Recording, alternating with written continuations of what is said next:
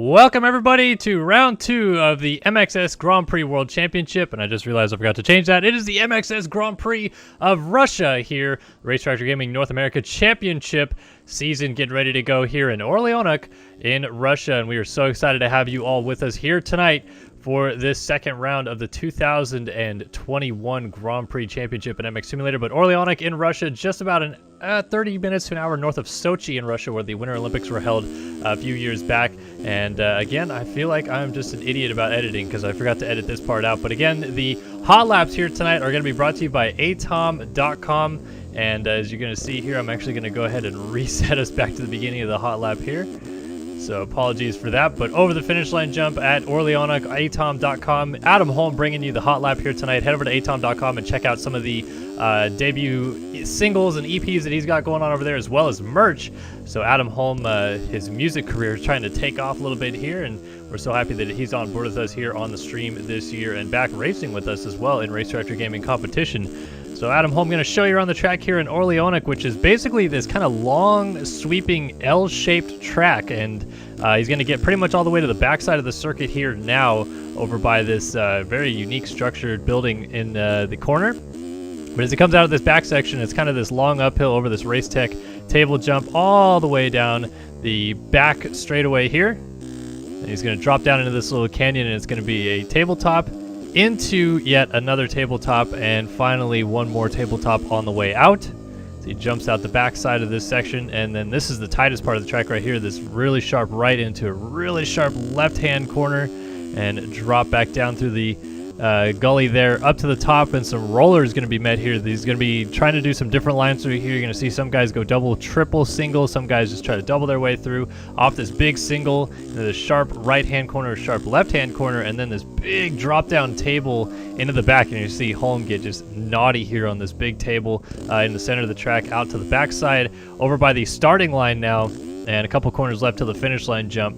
And very, very fun, fast, flowing track here in Russia. Kind of more hard-packed dirt, so the track won't break down too much, but we will see some ruts developing through the night as he brings us back down to the start-finish line and over that finish line jump here for a lap in Orlyonok in Russia. Well, again, thank you guys so much for joining us here for round 2 of the MXS Grand Prix World Championship season. 12-round series here, and we're only on round 2, so a lot still to talk about in this championship perspective, but Kellen Brower here in the booth going to bring you guys the action here tonight from the MXSGP of Russia. So let's go ahead and dive in and talk about qualifying, which has just happened today. Actually, the track came out this morning, so not too much time in terms of qualifying that we normally see for these guys. Usually a day or two for qualifying. Not that much here today. So we'll break that down a little bit, talk about our championship picture. We'll get racing here tonight in Russia. So let's take a look at those lap times first of all.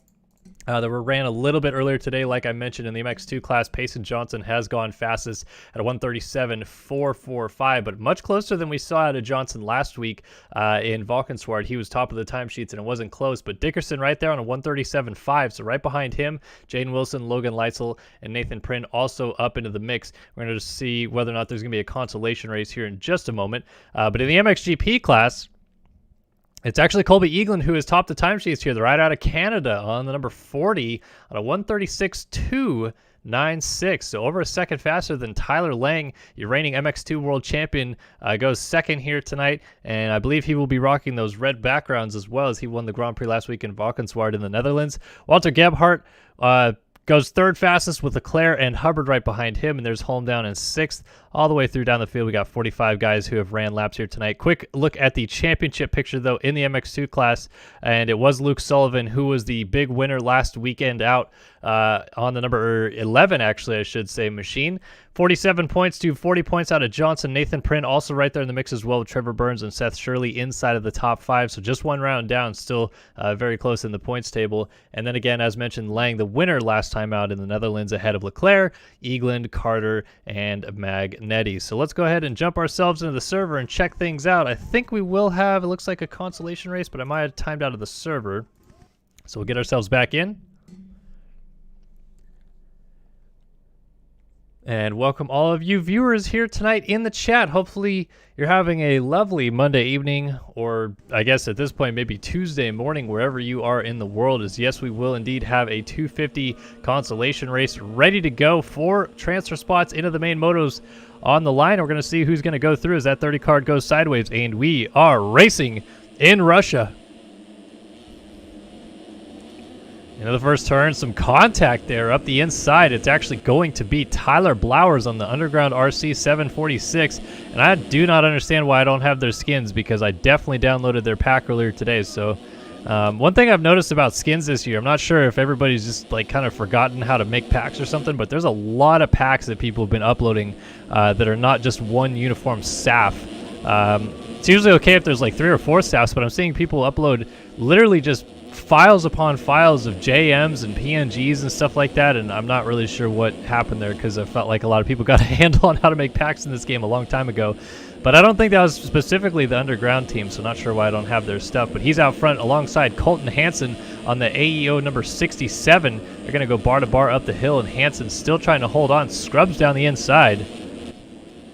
And you can see 4 riders kind of already breaking out just a little bit. Some contact, though, and Blowers goes down, and he will lose a transfer spot because of it, as Hayden Grimes, whose skins I do have on that Underground RC machine, runs into 4th, but his teammate is going to jump right back over him and just make it into the corner there, as Blowers moves back into the final transfer spot. Ahead of them, it's Will Clark on the 114 Boots House Honda, and Darius Peterson on the Team Nami number 180 is just up here in 2nd, as he almost goes through the front door over that wall jump.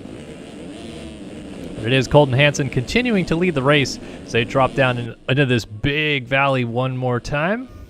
It's Hansen, Peterson, Clark, and Blowers in the top 4. Grimes drop back a little bit with Dylan Adams right behind him. It's Christopher McPherson side by side with Dylan Love. They almost make some contact there. Carl Novak, Ryan Swanson, Hayden Stevenson, Vin Murphy, and Noah Smurden in this consolation race. A reminder that this one goes 4 laps, and the top 4 riders will transfer through into the main motos. 36 riders have already been seeded into those main motos. Coming up a little bit later on here this evening, we'll have to see whether or not there is going to be an MXGP class consolation race or not. So Hansen still leads. Peterson keeping it close behind, the 1.5 seconds down. Will Clark still right there. Hansen's going to slide out, and he just gets back on, but Peterson around the outside. Oh, he's going to slide out as well, so a mistake for Peterson. That allows Clark to go by. Here goes Blowers, and Peterson gets going. He is still in 4th, but Dylan Adams on the EG Masters of MX.com 619 has moved into the picture, and down went Will Clark. So Will Clark out of 2nd has crashed, and he gets up right as McPherson gets there. McPherson now lays it over. Several other riders squeezing by. That was Swanson and Carl Novak. A shout out to Devin Davis for the $5 donation in chat. Says 100% was going to choke the Consi, so let's go. So I'm guessing that means there is no Consi in the MXGP class tonight, as Jeremy Cohen, our race director, actually jumps into our chat and notifies me there will be a 44-man MXGP race here tonight, which is what we saw last week. So shout out to the Race Director Gaming track crew. Instead of making it so just 4 riders sat out of the racing tonight, they extend that gate a little bit more, have some guys on the back row, and good to see that out here in the motos. So back to the action here. It is Peterson now leading the race on that Team Nami 180. Tyler Blowers has moved into the 2nd spot on his 746 Underground RC machine. Dylan Adams on the EG Masters of MX.com number 619 has moved into now 2nd as Peterson went down, and Peterson is going to lose that final transfer spot. Will Clark goes by. White flag out here at Orlyonok, and a battle as Will Clark swaps it down and hits the deck. So 3 riders now outside looking in. It's Clark, McPherson, and Swanson.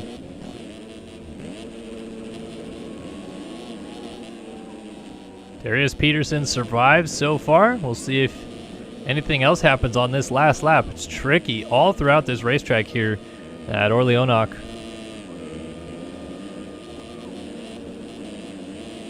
Tyler Blowers, though, took over the race lead when Peterson went down, and he is just trying to hold on here for about a half a lap. Blowers, Adams, Hansen, and Peterson in the top 4. Looks like they've separated themselves a little bit here now, so it's going to take perhaps a crash out of one of these guys to allow Ryan Swanson or perhaps Christopher McPherson into the mix. Will Clark still right on McPherson, and Hayden Grimes is actually still within it as well.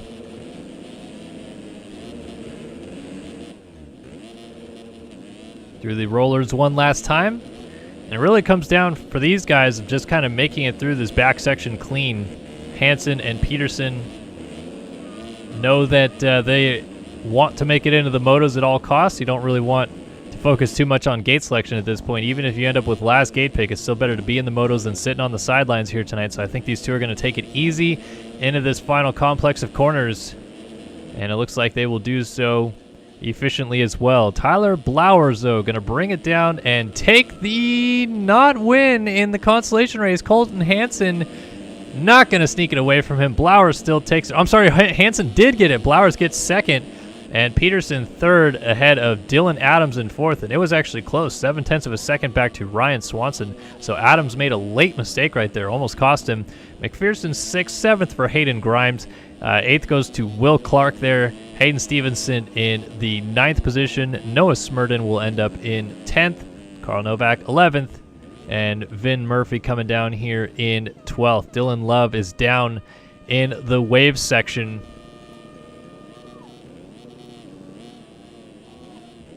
Drops down the hill. Just waiting for the Pro Line Designs 174 machine, and he'll bring us home here at the end of this consolation race.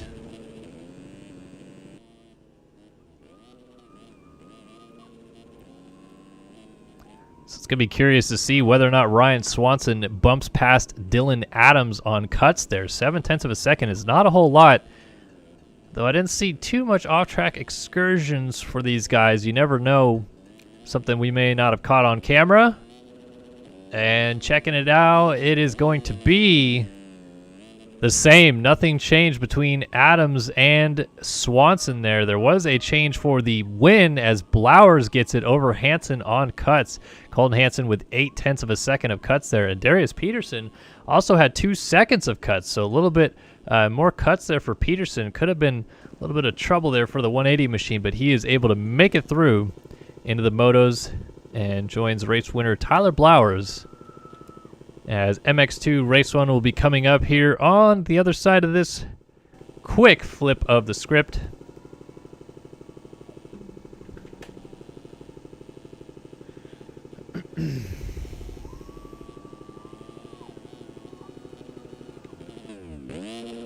Looks like they're just making sure those guys are loaded in. They're showing the MXGP Moto lineup right there. As you can see, Tomic, Austin, Pusheen, Davis, Yule, Dashosh, Atkinson, a couple guys in there getting rather fortunate, really, to be added to that list. So here we go. MX2 Race 1 loading onto the gate. And now would be a good time to remind you guys about R Jerky. That is eatrjerky.com, eatrjerky.com. The folks at R Jerky, the Wageman brothers, both helping out there, making sure you guys are satisfying your meat cravings, I guess. Beef jerky, great stuff though, seriously. If you guys want to go get some good snacks and just have them on your desk while you're gaming, working, whatever it is, definitely recommend R Jerky. And if you use the code SYS20, that's SYS20, you get 20% off your order. And they got a lot of great flavors. 7 Deuce Deuce. They got the Western Smoked. They got teriyaki. They got black pepper. Tried to have some more of the sizzling hot stuff today. It is really hot. I had like maybe 3 or 4 bites, and I was just like, I'm done. I got to take a break from this. It is very, very spicy. But the flavoring is awesome. So yeah, check them out. And again, thank you so much to the folks at R Jerky for coming on that broadcast with us this year and helping out put this show on, as well as atom.com. That's right, Adam Holm on board with the broadcasting duties this year as well. He actually broadcasts himself over on his Twitch channel, so if you guys want to check out from his perspective, he's usually over there. And you can also head over to atom.com. That's AYETOM.com. Check out some of the stuff he's working on over there music-wise, get some merch, help support his endeavors over there, and check out his hot laps that he provides for us every single week in both the GPs and the Nationals coming up on Wednesday night. Thunder Valley Round 2 coming up here on Wednesday, so we're excited about that and excited to have Adam Holm on board with us this year. So thanks to him, and definitely check him out. All right, first points-paying race of the night, MX2 Race 2, coming up here.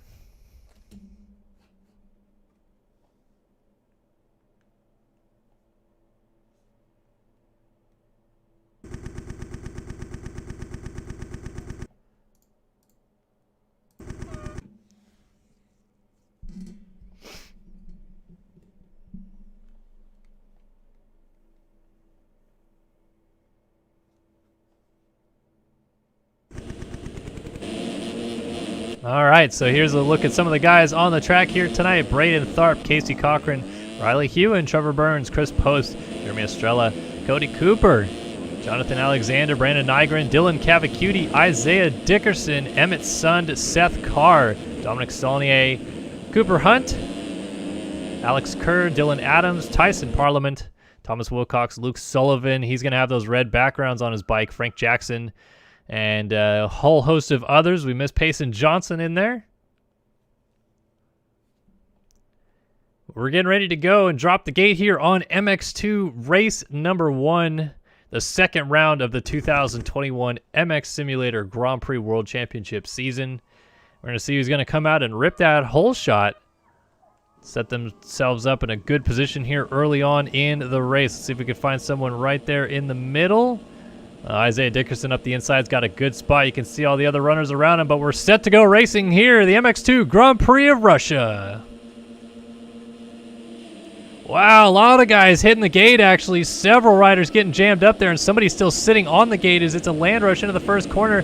It's going to be Dalton Plessinger on the Monkey Racing 91 up the inside, but no, Nick Tomasunis on the MXSoccer.com 999 grabs that hole shot. He's out front early on. Nathan Prynn on the 30, picking up with a new team this week on that Phil's KTM after a strong outing last week in the Netherlands. Sits second early on with Seth Carr and a host of others dropping down the hill, and Tomasunis goes down. Everybody splits around him, but the race leader hits the deck and moves the Frenchman, the number 30 of Nathan Prynn, out front. But look at how close everybody still is into that wall jump. Very tight and technical section through here, so you're going to see guys trying to stack up and not hit each other. We drop down the hill on the first lap. Prynn, Wilcox, Carr, Jackson, Shirley, Alec Horn, Oscar Manias, Jeff Giffen, Brandon Nygren, Juan Gomez is in the mix. Adrian Wilson, Tyson Parliament. We also had Cooper Hunt going up the inside on the 20. He's in a good spot early on, as well as a couple guys almost going through the front door on that drop-off. Do not see the number 8 just yet of Payson Johnson.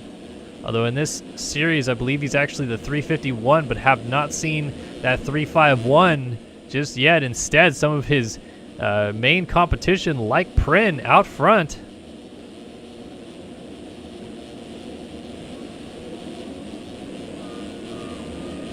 Prynn dealing with some pressure here, though. Thomas Wilcox on the C4 Designs, number 33. He has been feisty so far this season, and already working on Prynn for the race lead before the first lap is even over. On the outside, and a mistake as Wilcox cuts back across the track and just misses clipping Seth Carr. Nice move by the 347 to not get involved right there, but he did maybe lose a little bit of ground to Prynn. Frank Jackson, Team Nami coming up the hill. He's still right in the mix. Wilcox drops back to 4th. It sends Shirley Hunt, Nygren, Adrian Wilson, Tyson Parliament, Dominic Saulnier, Cody Cooper, Dylan Adams, Nick Tomasunis, Logan Leitzel, Alec Horn, Oscar Manias, Alex Kerr, Dylan Cavacuti, Juan Gomez, Jeremy Estrella, Jeff Giffen, Tyler Blowers, Nate Brow just went down, Braden Tharp, Ivan Medina, all in the mix. There's Isaiah Dickerson. Dickerson with an awful start. And there is Payson Johnson as well, so a couple of bad starts for your Fast 2 qualifiers. They are well down the order and both currently outside of points. So it's going to be a long haul ahead for Johnson, and he is going to try to latch on to the back of his teammate here, Dickerson. He's going to go around his teammate, Jeff Giffen, who's down here with Blowers on the 746. Johnson trying to carry momentum and work his way forward. He has moved his way up into 25th, make it 24th as Ivan Medina was down. And we'll continue to try to track their progress. Meanwhile, Nathan Prynn continues to lead the race, but like we saw with Thomas Wilcox before the first lap was over, Seth Carr is closing up on the number 30 machine. So these dry, slicker conditions here in Russia, unlike the sandy conditions we saw at Valkenswaard last week, maybe suiting some of the other riders a little bit better, because Prin is not quite sneaking away like we saw in that first moto in the Netherlands last week. Up to the top of the hill, and Seth Carr has definitely closed that gap down a little bit this time by 140.0 to 140.6, and Carr has definitely got the fire in his belly right now to go after the race leader.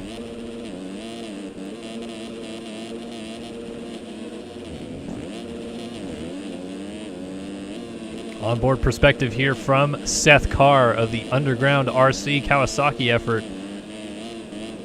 Running the number 22 on his pit board, so that means he's using number 22 in the game, but has number 347 on his bike.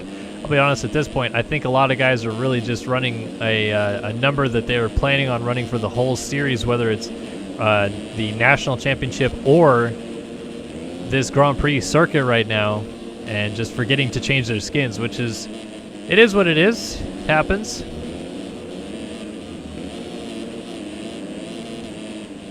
One and a half seconds though. Prin looks like he's maybe picked up the pace just a little bit this time by. Might be sensing these guys are still closing on him and not wanting to allow them to get by. Still have Frank Jackson, Wilcox, and Shirley in a freight train right here though. You can pretty much see that the front six though, with Cooper Hunt off the trail end of this group, have separated themselves, and actually Wilcox just made a mistake, so Wilcox going to go from the 3 spot back to the 6 spot, and Seth Shirley going to go from 5th back to 6th actually.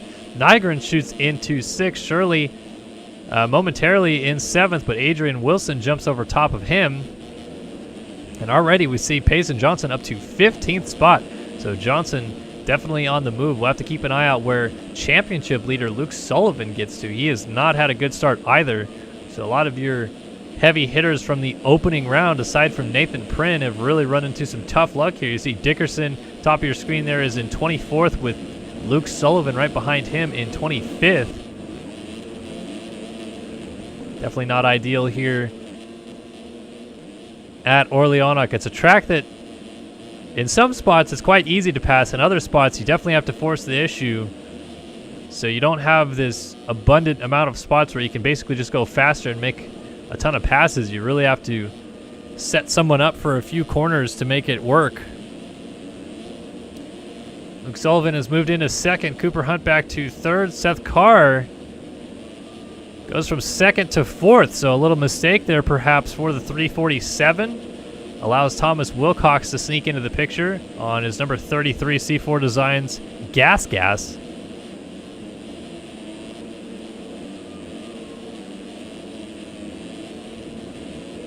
Cross-rutting a little bit there. Wilcox through transition into the MXS lobby wave section.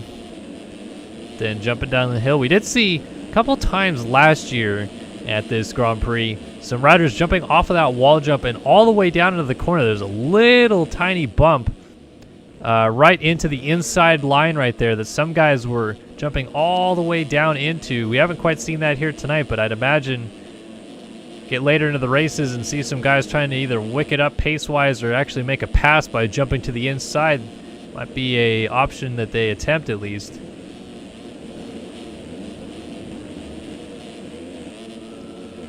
Now here is your race leader though, Nathan Prin, 7 minutes in, and he is pretty much doing exactly what we saw last week in the Netherlands. Get out front and get away early on while all the other chaos ensues behind him, and taking advantage once again of the bad start for some of his closest competitors.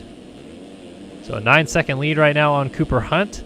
He's not really riding as the fastest rider on the track right now, but he's being consistent, and that is a very good recipe for success in MX Simulator. A good start and consistency.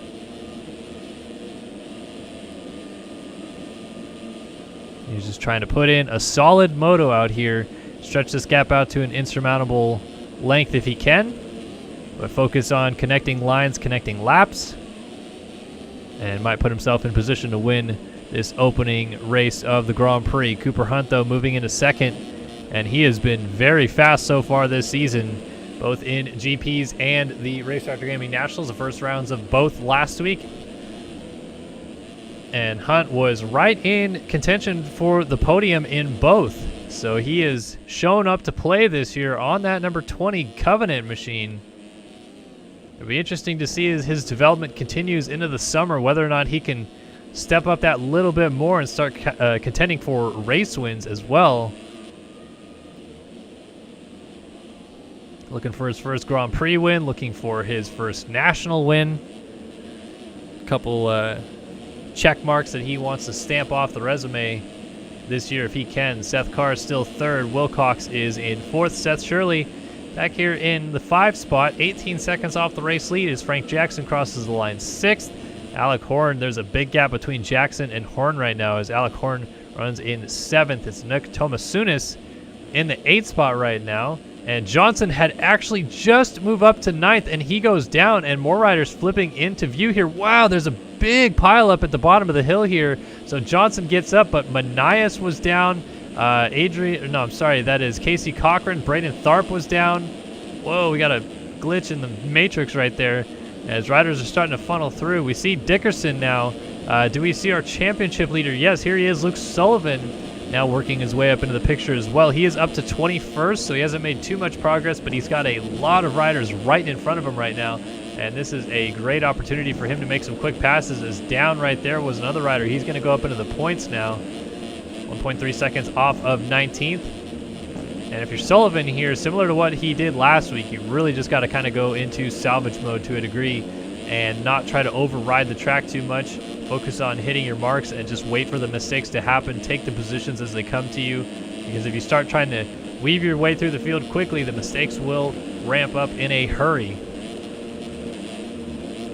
So Sullivan's just going to try to settle into a pace here that he feels will work for him and make the passes when they happen. Cody Cooper just ahead of him on this 227 or the 167, depends on what you're looking at. Braden Tharp and Cochran getting up from that crash. Chris Post, Isaiah Dickerson, Oscar Manias. This is a close-knit freight train right here. These guys are all jockeying for position. Looks like this is for 13th or 14th, I think, actually, for Manias.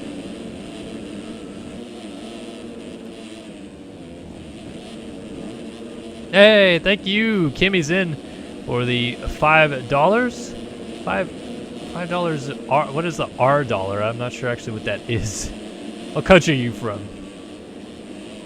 But he says, all these guys are rippers and love your streams. I appreciate it. I appreciate you stopping by. I know you're in the depths of the time trial warfare for the SX4 Championship.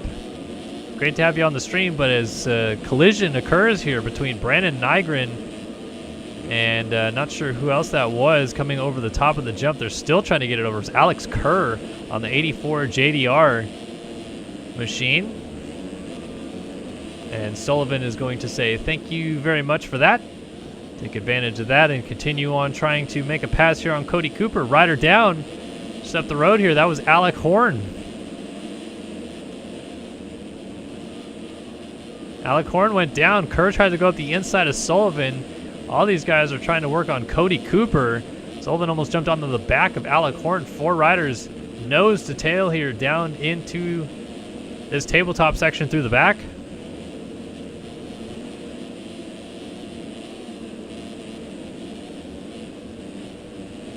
Cody Cooper swings to the outside, and down was Casey Cochran on the 62, so Sullivan picks up a couple more spots. Alec Horn, big benefactor there because he was able to weave through quickly and actually establish a small gap on this little train going on here.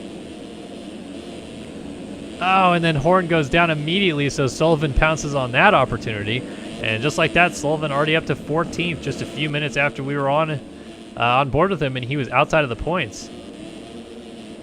Dickerson also charging forward as well. He just got around Juan Gomez on that 2-win factory KTM. Tyson Parliament a little further up the road. Here is Payson Johnson continuing his march forward. He's got onto the rear tire of Nick Tomasunis on that 999 MX Locker Yamaha. This is a battle for 7th. It's crazy how quick it can happen as Johnson almost into the rear tire there of Tomasunis. Down the inside and a nice move in the end. Johnson looks like he is on a mission right now. And after being way down the order outside of the top 20, we're not even halfway through this first race. And he has already clawed his way up into 7th. Next on the road for him will be Frank Jackson on the team nominee number 49. Seth Carr runs in 5th on the Underground RC 347. Seth Shirley has moved up into 4th on the atom.com number 80. 3rd is Thomas Wilcox on the C4 Designs number 33. 2nd for Cooper Hunt on the Covenant number 20. And your race leader continues to be Nathan Prynn, coming up on 14 minutes into this 30-minute plus 2 lap MX2 Race 1 here in Russia.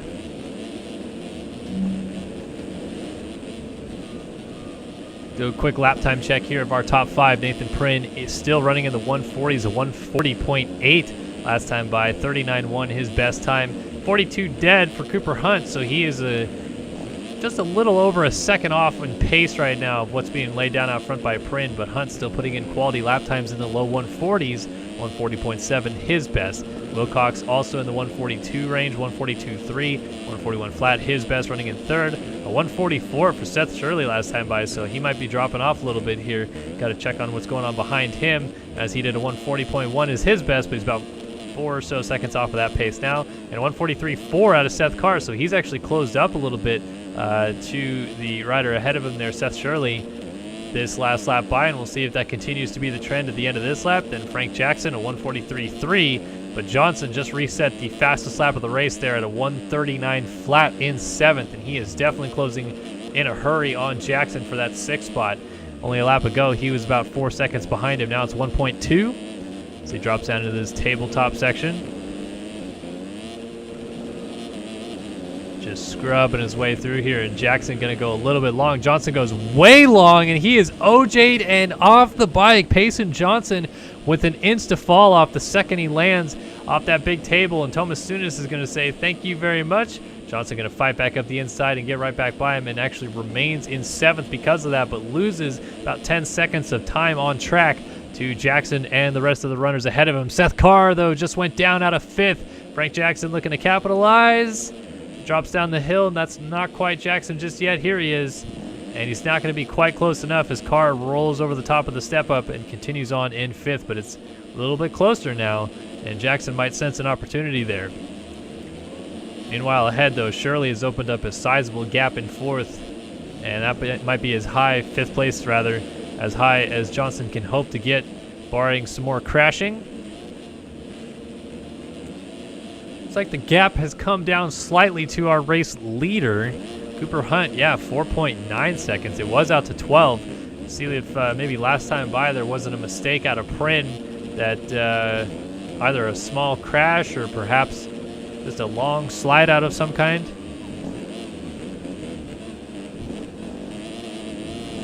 That gap is down to 4.6 seconds. And remaining pretty stagnant right there, so Hunt maybe sensing some blood in the water here. Like to close up. You can see actually as this roller up the inside gets a little bit bigger, you're starting to see it get pushed up a little bit more as riders getting heavy on the brakes coming down into it. I think that might actually, you know, make riders think twice about trying to jump down in there, because the roller itself is going to be slightly bigger if they can make it. It's all about timing, of course, because you want to land perfectly in a spot where you can downside the back of that roller and still brake and get to the inside of the corner. Otherwise, you cost yourself a lot of time.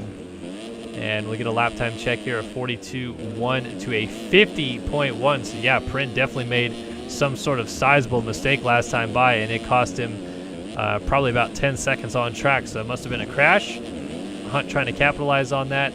Gains 8 seconds on him that last lap alone. Thomas Wilcox still in 3rd, Seth Shirley 4th, and now Seth Carr has closed up on Shirley, so a mistake for Shirley last time by. And Johnson has moved around Frank Jackson and into 6th.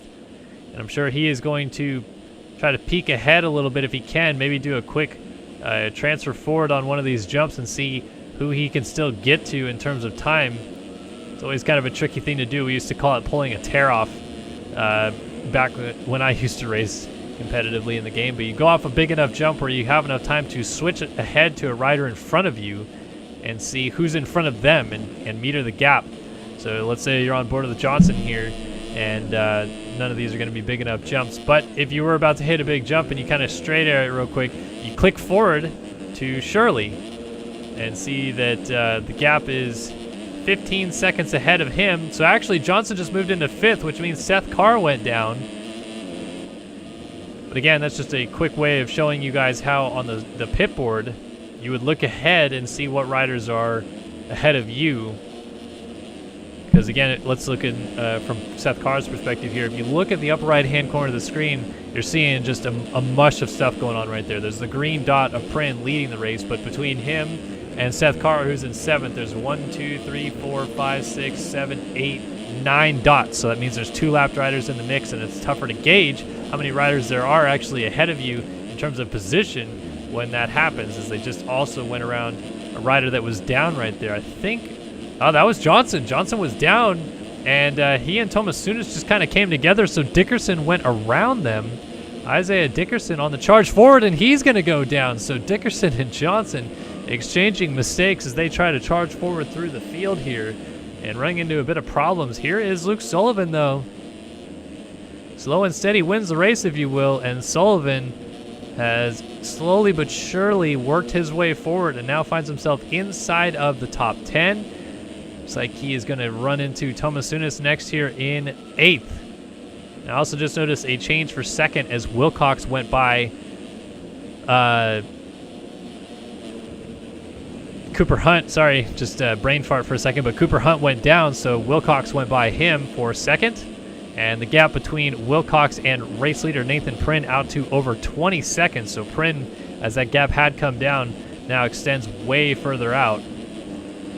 As we continue to watch this battle between Sullivan, Tomasunis, and off the back of them, Isaiah Dickerson. Get this outside in move for Sullivan. He's going to have to hop the rut there. And a rider down. Well, that was a lapped rider, it looks like. So Sullivan continuing to march forward after winning the Grand Prix of the Netherlands last week.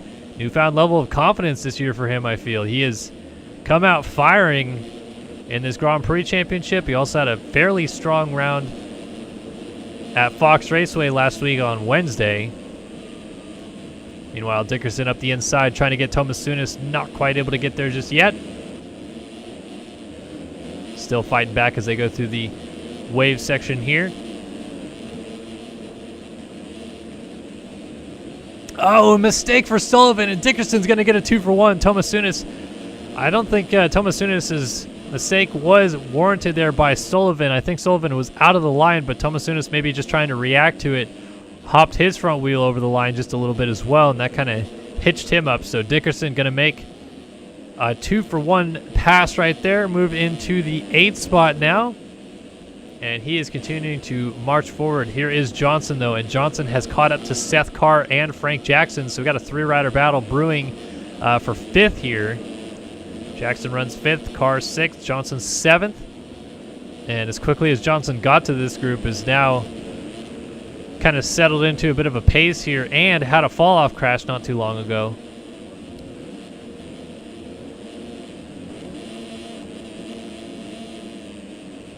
Dropping down the hill, swinging out and in. Seth Carr outside as well. Johnson trying to work on a new inside line there at the bottom of the hill.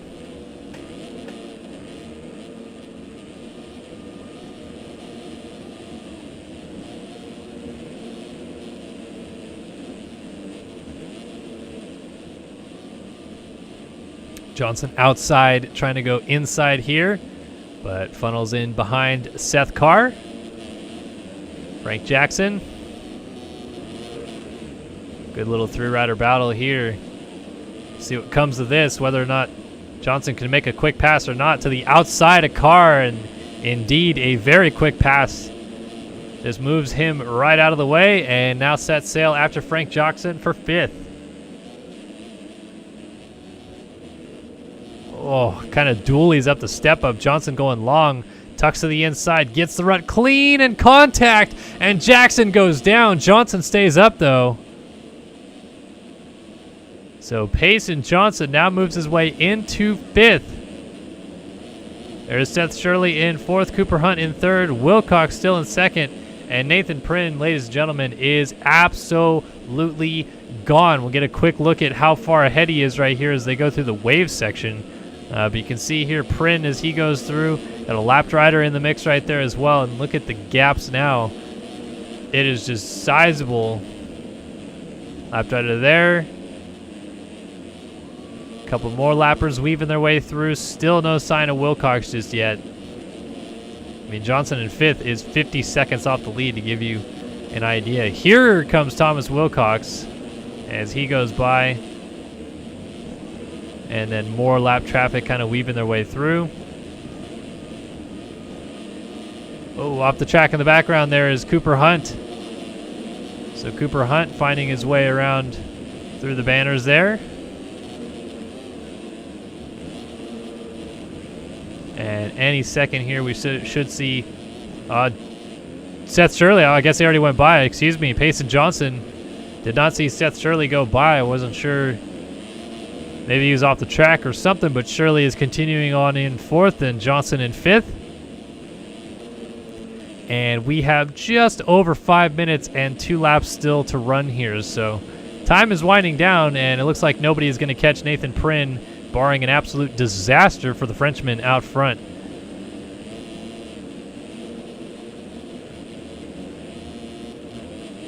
Early on in this moto, we discussed a little bit about Prin's strategy, where wasn't really setting the track ablaze per se, but he was doing consistent laps, lap after lap. Some lapped riders down right there. And that's what it takes to win in this MX2 and MXGP class here in the MX Simulator Grand Prix Championship. You have got to be consistent with your laps as well. It doesn't help you at all to go 4 or 5 seconds a lap faster than someone if you're going to crash every 3rd lap, because you just lose that time right back again. So Prin taking the approach of maybe going a little bit slower than he's capable of, but managing the gaps by doing consistent, solid laps and pulling away here out front late in this moto. Wilcox, ooh, stuck in some lap traffic here. That was Alec Horn on the 310, but through no fault of his own there, as Wilcox just trying to avoid the chaos kind of clipped him. And now Cooper Hunt gonna see the time go down on his pit board and feel like he's got a real shot here of getting into 2nd place before this race is over. Saw someone up the road lagging a little bit perhaps, unless he just came out of that corner and disconnected. No, there's rider just up ahead there. I'm not sure if that's Alec Horn or not. Ooh, riders down here, and one of them is Wilcox. So Wilcox out of 2nd, hits the deck among some heavy lap traffic. There are riders absolutely everywhere, and Seth Shirley also going to go by into 3rd. Wilcox jumps right back by him, but a battle for 3rd, and Wilcox maybe pushing the envelope too hard, goes down. So Wilcox goes from 2nd back to 4th, then immediately crashes right after that, and he's got Seth Carr coming down the hill before long as well. Johnson just off the back of that, so 5th and 6th coming in a hurry. And Wilcox has got to be careful. He's got to try to settle down and get back into that groove that was holding him in 2nd place for so long.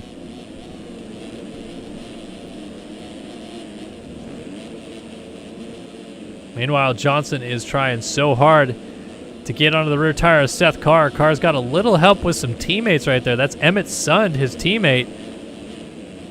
Johnson able to kind of weave through them successfully so far and leave them to a battle for 4th amongst each other. Johnson been working on this inside line almost all moto, trying to make it work. And that's something I've noticed more out of Johnson this year. I feel like he's trying to find lines that work that other people are not taking, just because Johnson, quite honestly, is quite a bit faster, usually speaking at least, than some of the riders he's around.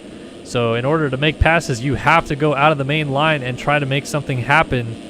And Johnson is doing that a lot this year. He's trying to make his own lines, really digging them deeper and deeper as he goes through lap after lap. Might be slower the first time he goes through it, the second time he goes through it, but by the 4th, 5th, whatever, that line is getting worn deeper, and Johnson has himself a passing spot if he so chooses to take it.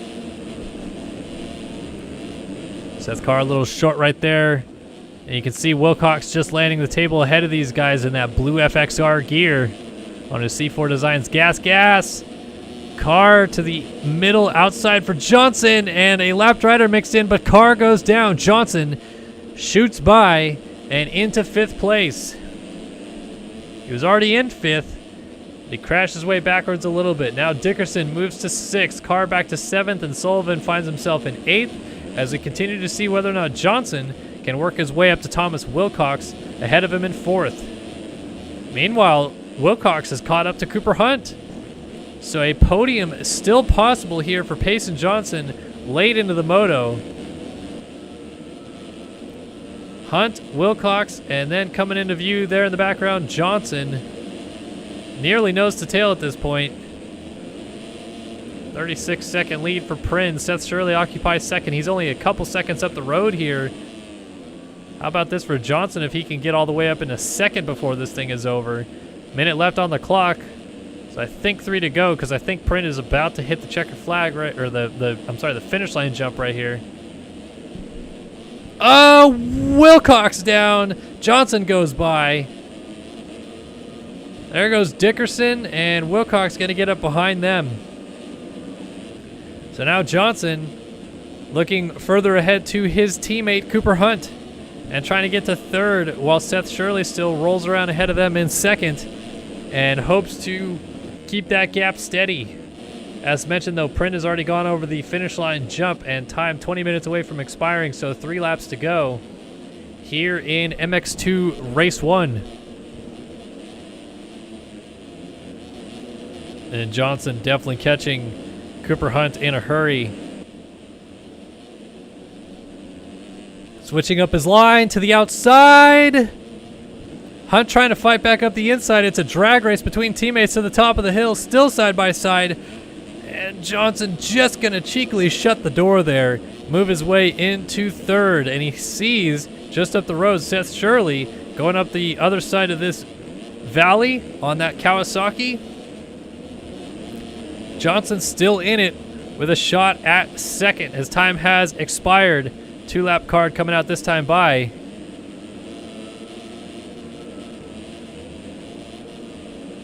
Johnson charging down the hill right now. Senses the opportunity. Seth Shirley is definitely going to be worried, though, to see that gap dropping in a hurry. And Johnson, a mistake, a big kick coming into the corner. Doesn't lose too much time, though, and holds on to 3rd, crucially.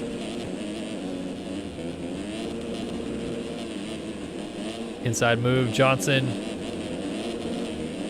just kind of toying with Shirley here. Only a matter of time before he tries to make something happen. Oh, and a mistake, and down he goes. Payson Johnson pushing too hard, and the front end over the top of the outside berm cost him several positions, as now Dickerson has moved by. Cooper Hunt went through as well. Shirley survives the attack and remains 2nd as Prin gets the 2-lap card out front. So it's Prin from Shirley, Hunt in 3rd, Dickerson 4th, Johnson back to 5th, Wilcox now 6th, Carr 7th, and here comes Luke Sullivan trying to get around him for that 7th position.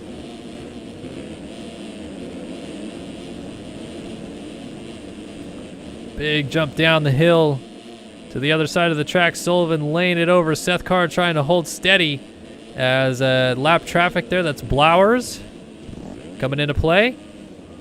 Oh, just squeaking around the outside of him did Sullivan do.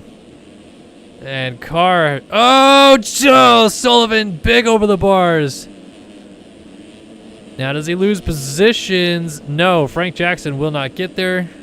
So Sullivan might have just locked himself into 8th in this one. Meanwhile, Dickerson has caught Cooper Hunt, his teammate.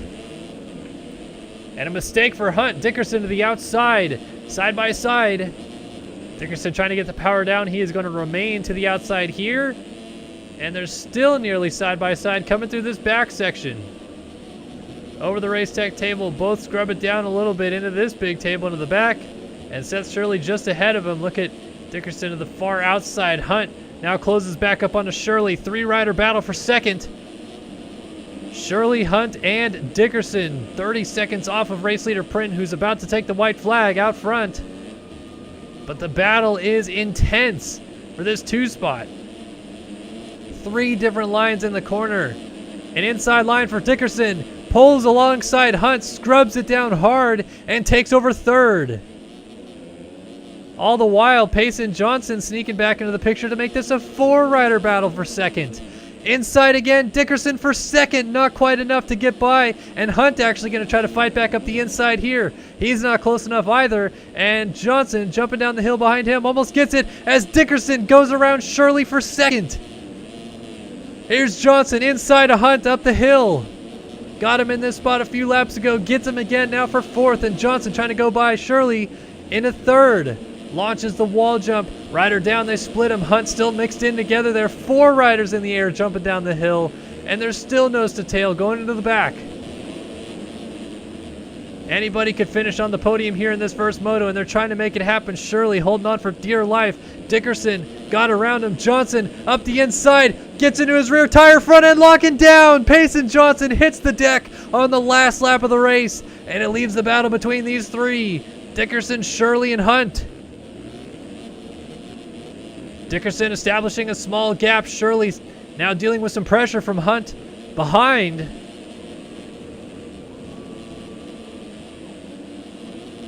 Let's see if Hunt can make something happen in the switchbacks up the inside here. Look at that move from Cooper Hunt up the inside to move into third.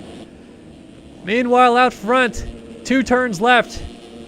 And a solid victory, nearly wire to wire here, as Nathan Print is going to bring us down to the flag. And the Frenchman does it again. The number 30 Phil's KTM machine of Nathan Prynn takes MX2 Race 1. Oh, contact in the background. Shirley down with a lapped rider. Johnson going to go by for 4th. I don't think Wilcox is going to be close enough to get by, but Shirley is slowly rolling up the hill. So second place coming down in the end here will be Isaiah Dickerson coming from so far back. He'll end up second here. Cooper Hunt rounds out the podium in third.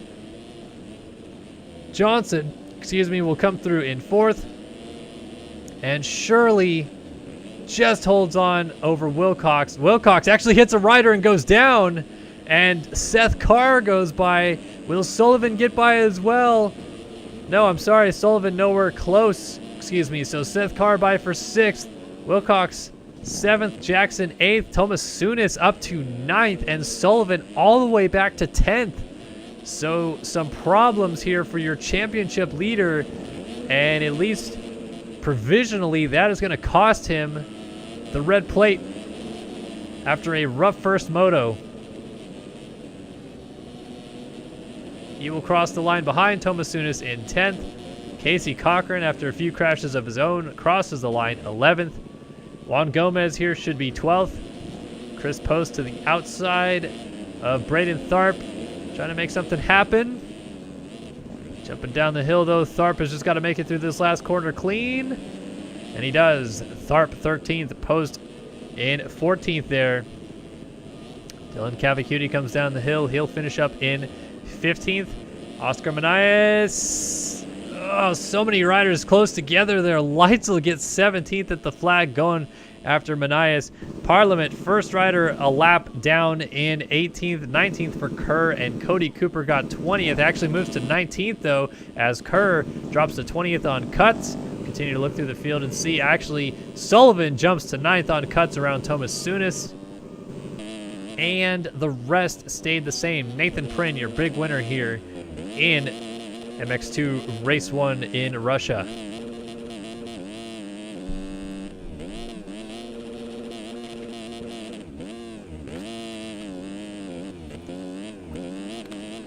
All right, so MX2 Race 1 done.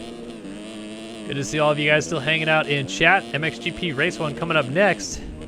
But thank you guys again for tuning in. Of course, Kimmy's in with the donation. Zach Howell, Colby Ewell, Marshall Taylor, Swall Jr., Caleb Androsky, Logan Thompson, Grady Salmon, Lachlan Drowan. Hey, Braden Carter's in chat as well. F2 Tippy, Frinkles, Retro. Good to have you guys all here. And yeah, F Tippy, check out mxsimulator.com, mxsimulator.com, and order yourself some MX Simulator today. The only real official place to buy MX Simulator there. is mxsimulator.com.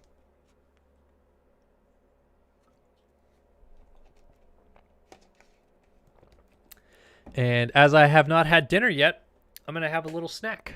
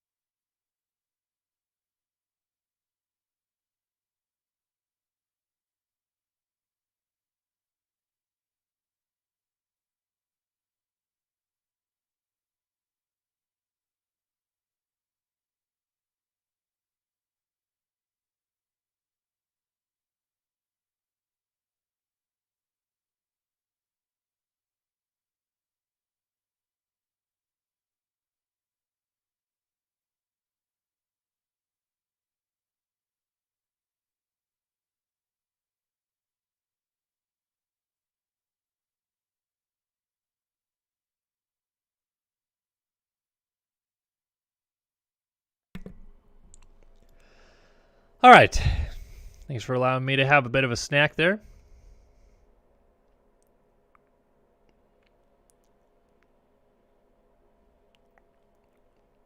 Again, MXGP race number 1 coming up here in Orlyonok in Russia.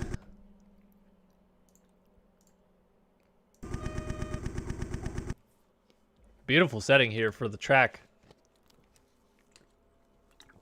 Actually in the almost as far south as you can go in Russia is Orlyonok. And very close to Sochi, where the F1 race is obviously held. And the Olympics were held a few years back, but if we zoom way out of the track here, you actually see the sea out here. And this awesome structure here. I believe there's actually a museum in this place. IRL. Little area here for the paddock and a gorgeous racetrack.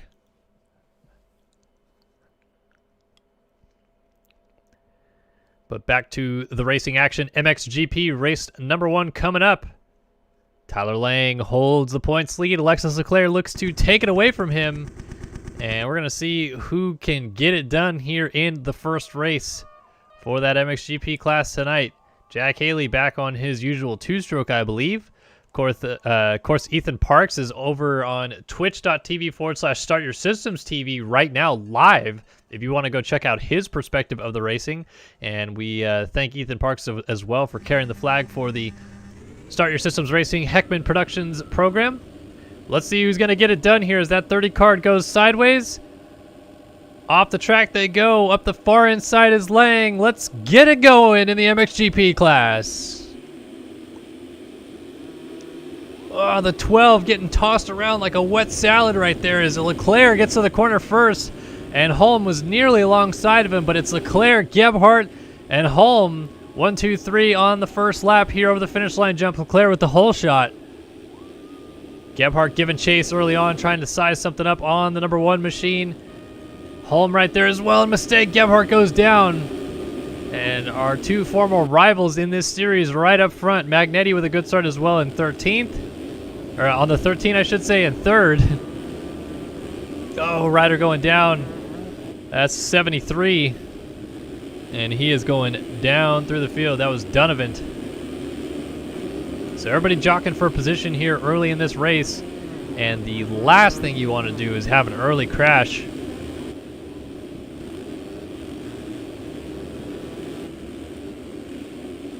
So let's see if Leclerc can maybe get away early on here tonight in Russia. He's very good on these slick conditions because he lugs the bike a lot. He lugs the bike everywhere. He's usually a gear or two higher than most riders through the corners, and that pays dividends on these slicker tracks just because he rarely loses traction.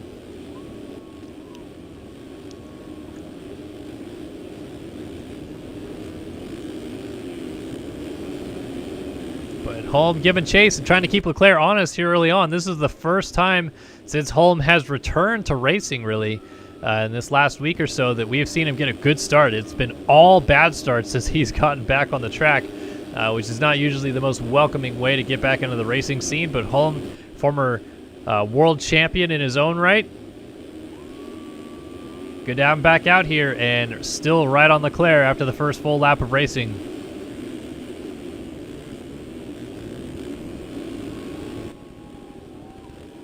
So Leclerc, Holm, Magnetti, Gebhardt top 4, Fjellberg right there in 5th, Kohenauer 6th, Tomic in 7th, Hubbard 8th. Battle for 9th right now. Brody Barton lands on the back of Bobby Big Line's McKnight. He goes into 9th, and Jet Wisdom moves up to 10th. Tyler Lang, though, your championship leader, runs in the 11th spot after some early carnage. And the number 4 Underground RC effort out here. Oh, getting a little sideways coming to the bottom of the hill, but he collects it. And Jack Haley down here in 13th right now on the 2-stroke.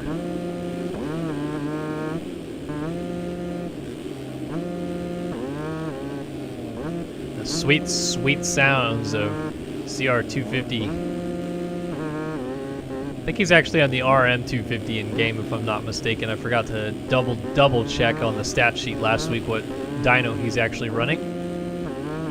But good to see him out here ripping up the 2-stroke. Actually got it inside of the top 10 twice last week in the deep sands of the Netherlands, but now finds himself on the ground here in Russia and losing several spots on the first couple laps of the race here, which is pivotal. You don't want to lose that many spots here on the opening laps, because it sets you back into a whole host of problems.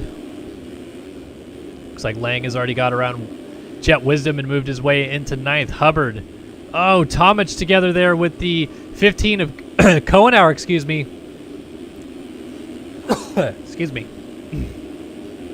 So Lang gonna make a couple more passes. Move himself up to 7th. And thank you to Carl Novak and EraserRat66 for letting me know that he is on the RM is Jack Haley. So as I suspected, it's usually the case. I mean, most people tend to use the RM 2-strokes in this game. JLV being a Suzuki guy himself, somehow I think he manipulated the dynos of the 2-strokes back then. I really do. We used to joke around that the RM 125 was actually an RM 144 because it was so good compared to the other 125s. And when JLV, the game creator, used to actually race competitively in Race Strategy Gaming competition on a keyboard, no less, he used to always rip up the 125, the RM 125, with the classic number 148 that is synonymous with him.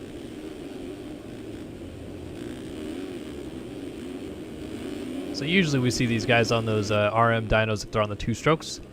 And Jack Haley is on the RM 250. Leclerc still leads. Holm keeping him honest. And Gebhardt still right there as well. So all these guys just kind of running a similar pace out front. Leclerc maybe a little faster than Holm. Holm maybe a little faster than Gebhardt. But it's kind of worked out that they're still pretty much just a couple seconds apart from each other.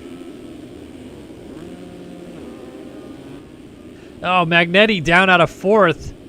Hubbard goes by. Fjellberg goes by. Lang goes by. So Lang already up into 6th and continues to march forward. We saw this out of Lang in the second moto last week in the Netherlands. Not a great start to his moto, but pretty much consistently moving his way forward. Now goes to 5th as Dennis Fjellberg hits the deck. So Tomic goes by. Here comes Wisdom on the 99.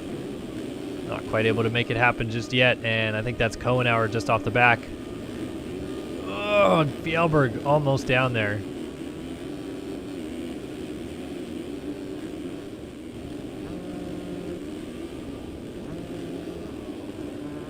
Seems like Holm is maybe losing touch with Leclerc just slightly as Gebhardt inches closer and closer to Holm. 38.1 to a 38.5. 37.6 out of Leclerc last time by. So let's finish up this lap with Leclerc and do a quick lap time check here early on in the moto when the track is still probably at its best. It will be here early in this one. Leclerc jumping down the hill, scrubbing that mid-table, and again just gets on the brakes, kind of scrubs the step up into the back, downsides it almost perfectly. Goes middle rut here. That one hasn't quite developed too deeply yet, but we'll see it get bigger and bigger as the race goes on. Tripling down the hill, got to be careful not to tap that rear tire on that drop down, and a 38.3 out of Leclerc. Holm brings it down a 39.2, and Gebhardt up the inside a 37.7. Bar to bar up the hill. Who's going to come out on top between the 2 and the 5? It's still bar to bar as Holm almost contact and Gebhardt by. I think that actually sets up the battle out front maybe a little bit better, though, because Gebhardt appears to have the pace to run with Leclerc. He's just got to get ahead of Holm and go.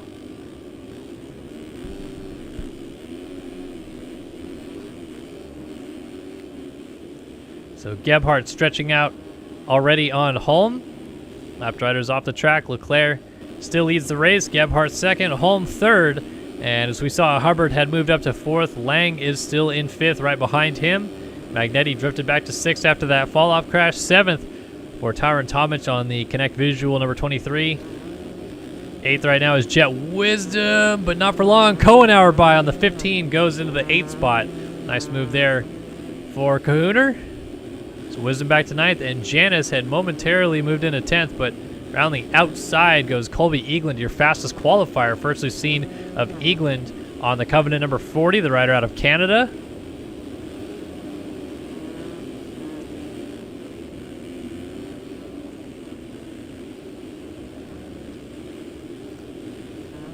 Down the hill, up the other side, a mistake there for Wisdom allows Eagland through and into 9th, and he will continue to try to latch onto the back of Jeremy Kohenauer here. Oh, riders down together, that's Tomic, and he is stuck with, I think that is Colby Yule on the Heckman Productions SYS Racing number 760, so Yule going a lap down there, getting together with Tomic, and perhaps a little bit of lag associated there with Tomic being all the way in Australia might have kept those two connected a little bit longer. And now Tomic has to go back to work, but he's found himself in the thick of this battle. And by thick, I mean thick with like 7 C's, because there's a lot of guys in here. We got Chase Donovan, Jack Haley, Matthias Janis, Tomic, Wisdom, Bobby McKnight. Look at how close everybody still is in this group. Oh, mistake, and Fjellberg slides it down. Or, yeah, that was Fjellberg laying it over.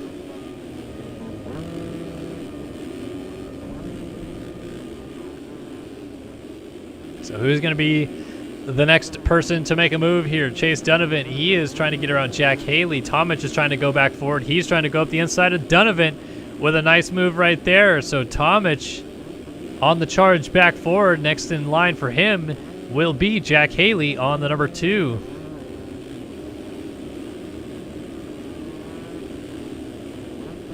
Again, for those of you that maybe weren't with us earlier this year in Moto Option Supercross, Jack Haley was right in the thick of the title hunt up until the Atlanta rounds, the 3 rounds in Atlanta, and I believe it was actually the last round in Atlanta that Haley, while in 5th place in the main event, rage quit out and never raced another Supercross event for the rest of the year.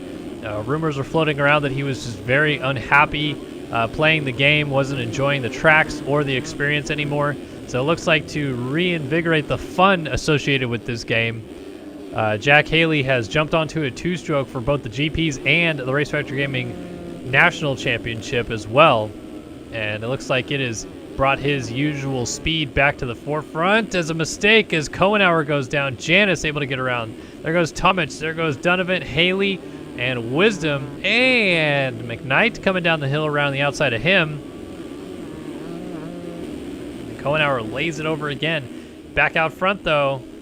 All right, we got a change for the lead. Holm has gone to the front. Leclerc, I was noticing that Gebhardt was catching Leclerc, And now it makes me wonder if maybe they got together, and that's a bummer if we missed that, because Holm is now leading here in Russia. The first full week of Holm being back racing competitively in this game. Didn't go to plan whatsoever, but hey, second time's a charm for this man right here. The number 2 is out front in Russia after taking a hiatus from racing professionally in this game. So how about it for the atom.com number 2 out front and leading here in Orlyonok, ahead of Alexis Leclerc, a couple of former rivals, former champions of the series, running 1 and 2, and Gebhardt rides the nose to the inside and goes down. So Gebhardt going to lose touch of this battle, and hey ho, here he goes. Tyler Lang has snuck into the picture, ladies and gentlemen. So again, methodically working his way forward. Lang now finds himself just 8 seconds off of Leclerc. Not going to be too far off of the race lead before long here, as Leclerc is caught up to Holm, and we got a battle for the lead going on out front. Not yet halfway through this moto and still a lot left to play. So Lang really looking like he has got the race pace down pat. It's more about getting the starts that has really caught him out. And shout out again to RacerRat in the chat for letting me know that it was not actually a collision between Gebhardt and Leclerc, but rather Gebhardt almost catching Leclerc going down himself, and then Leclerc also having a crash on his own. So Holm just taking advantage of a couple of mistakes of riders ahead of him, goes to the race lead. Now we'll see whether or not he can withstand the pressure from your defending MXGP World Champion Alexis Leclerc.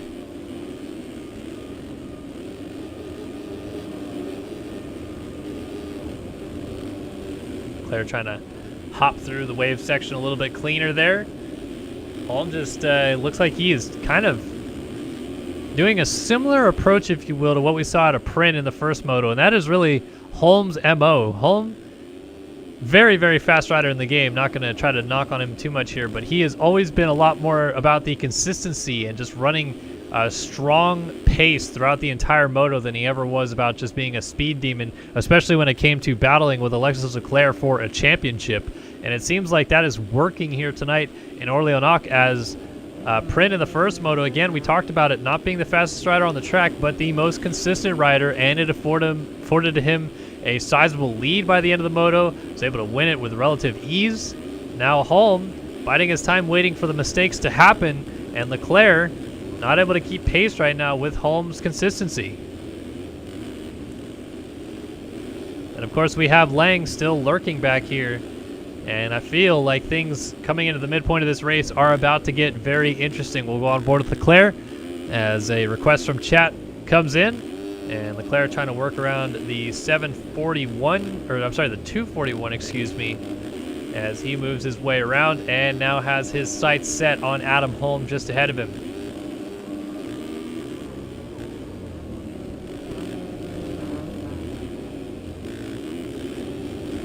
Oh, lap traffic aplenty in here as Holm is trying to weave his way through Leclerc. Benefiting from that a little bit as he's closed down a whole second in these last few sections. And he's still trying to triple through the rollers there. Just throwing caution to the wind a little bit.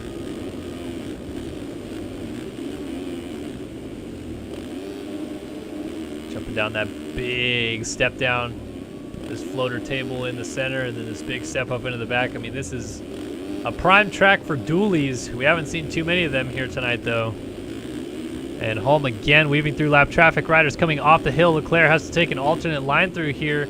And riders maybe not knowing he's there, but Holm went down by himself out front. And Leclerc takes over the race lead again here in Russia. So Holm, a self-inflicted mistake. He was around the lap traffic already. And he goes down. That promotes Lang into second as Leclerc takes over the race lead onto lap 11 at that halfway point. 15 minutes down, 15 minutes still to go. And Holm still continuing his battle here with Lang for second.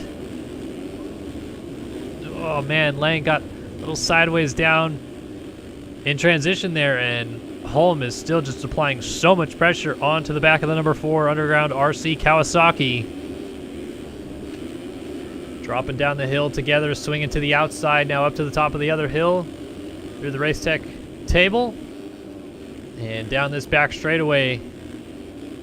Now the question then turns to whether or not Leclerc holds his focus out front and continues to stretch out the lead as he was, because Lang is within striking distance here of a Leclerc fall-off crash.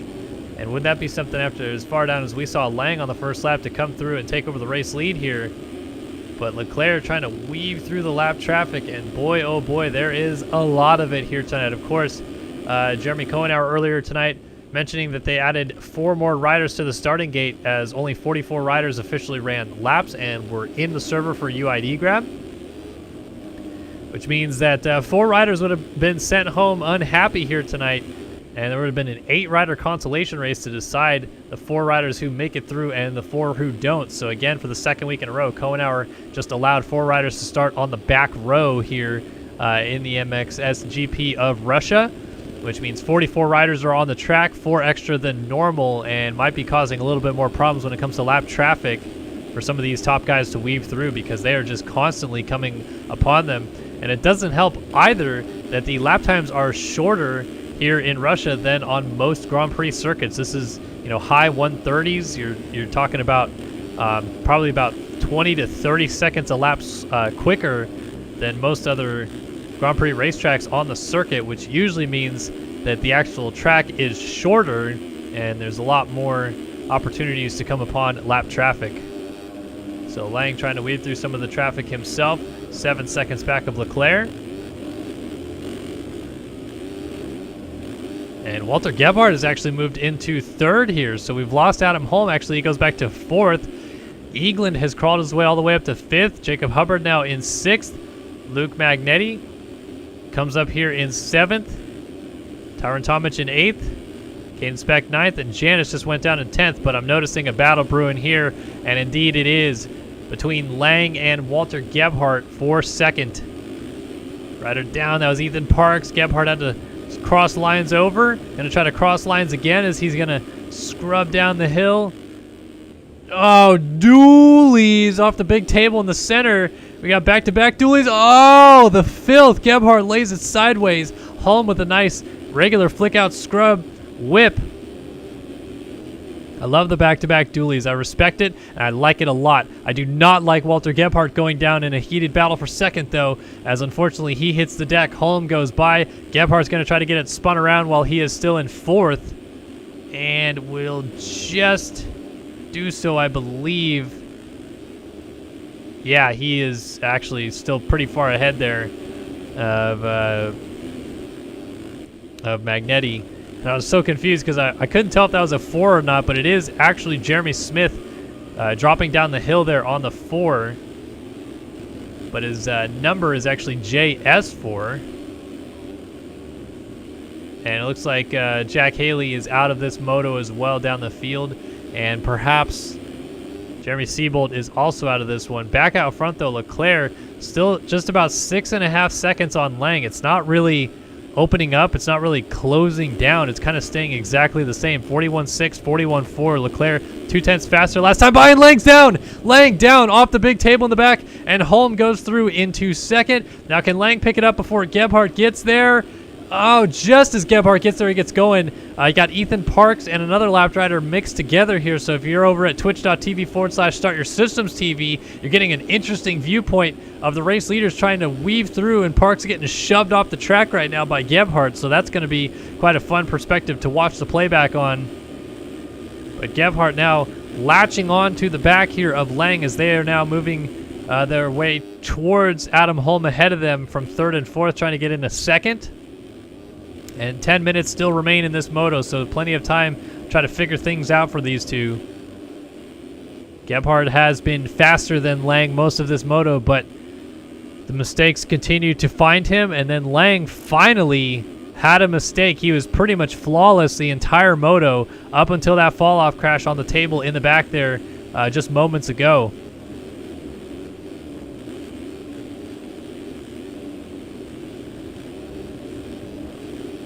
Dropping down the hill, Gebhardt putting the pressure on your championship leader, Lang. So Holm now sits 8 seconds behind Leclerc. These two riders, though, 14 seconds off the lead, about 6 seconds behind Holm.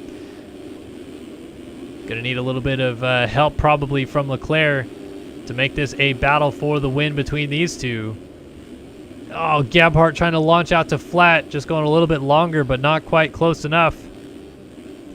Drops down the hill, right in there behind Lang. It is nose to tail in this battle for third here in Russia.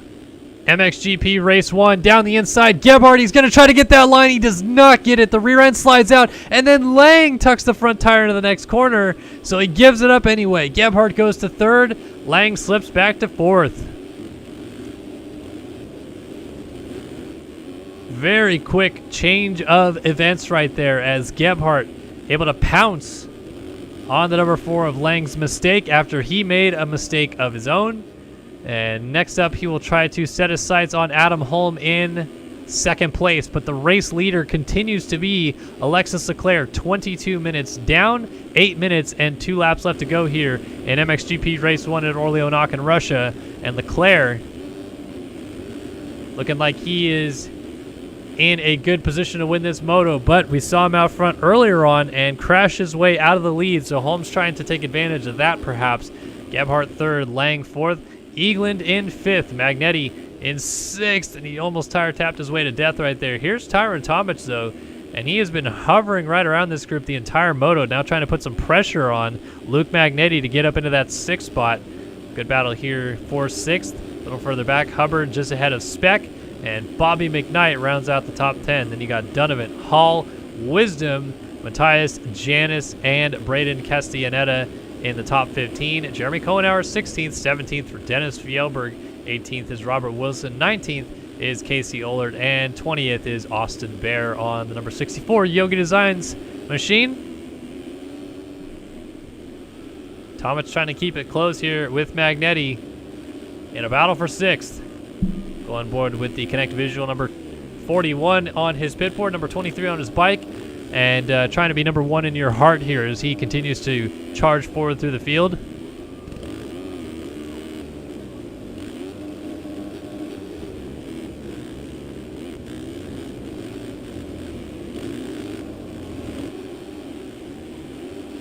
Still close between these two, and they have caught Colby Egeland a little bit. Adam Holm and Leclerc coming down the hill to complete yet another lap for the defending champ.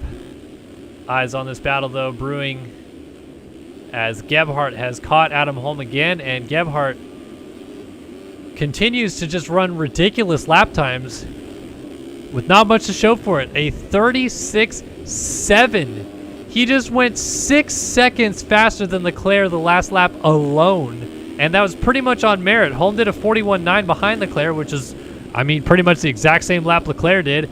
And Gebhardt is absolutely flying to get up to Holm. So a 36.7. If he can do that exact lap time again, he's going to be on Leclerc before long. Inside move, hops across the lines, and just misses making contact with Adam Holm. Now let's see if he has something else sized up. He's going to go to the outside here. Dropping down the hill, Holm still holds the main line. Kind of flick out a little bit there.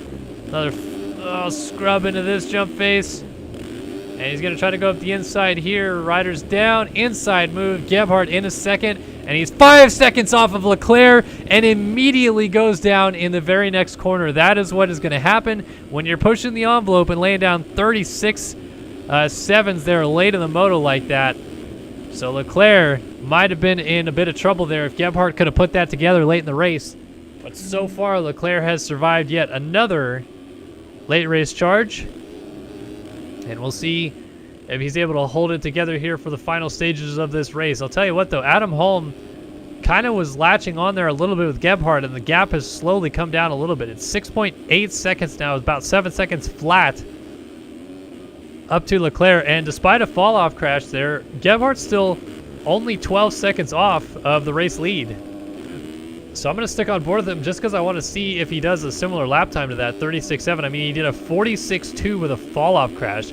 Again, usually fall-off crash is usually about 8 to 12 seconds, so cut the difference there. He lost 10 seconds in a crash and pretty much almost ran identical lap times then again. And 6.8 seconds, Leclerc is still Looks like he might be dealing with either some lap traffic issues or something, but Gebhardt flying, Holm trying to catch Leclerc. It's all tightening up here at the front with just a few minutes left, 4 minutes and 2 laps left to be exact.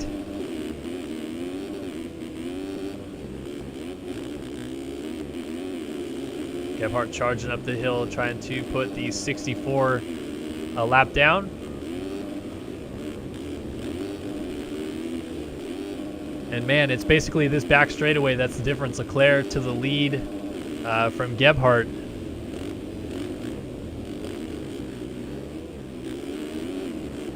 .3 seconds, gap continues to come down. Holm, meanwhile, he's bringing the gap down to Leclerc. It's down to just about 6 seconds flat. It was 7 seconds at one point, so really, it's about a 10-second gap to your leader from Gebhardt to Leclerc.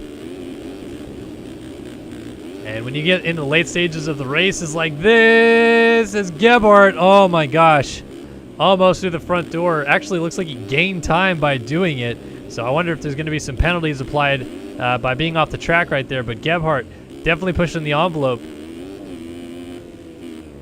And it's not common you get to the late stages of a race like this with the track beat down and you have essentially the leader going a little slower than second, who's going a little slower than third, and it all kind of tightening up in this accordioning effect. A 5.7 second lead for Leclerc, 42.5 last time by, 41.4 for Holmes, so a second faster that last time by alone, but a 38.1 out of Gebhardt, and he is absolutely flying and already almost caught up to the back of Holm for this second position. Problem is, it's one thing to catch him, another thing to pass him, and all the while he's still just trying to go forward and get all the way up to Leclerc.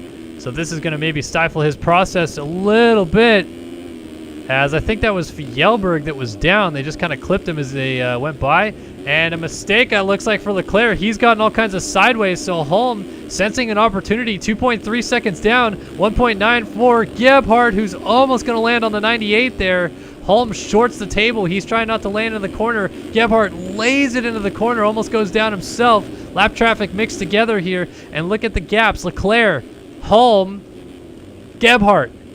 Top three, nearly nose to tail as Gebhardt almost has a big one, almost has another big one, but he's pulled it back together. And don't forget, Lang is still lurking back here. So your top four separated by about 10 seconds right now. It's almost nothing.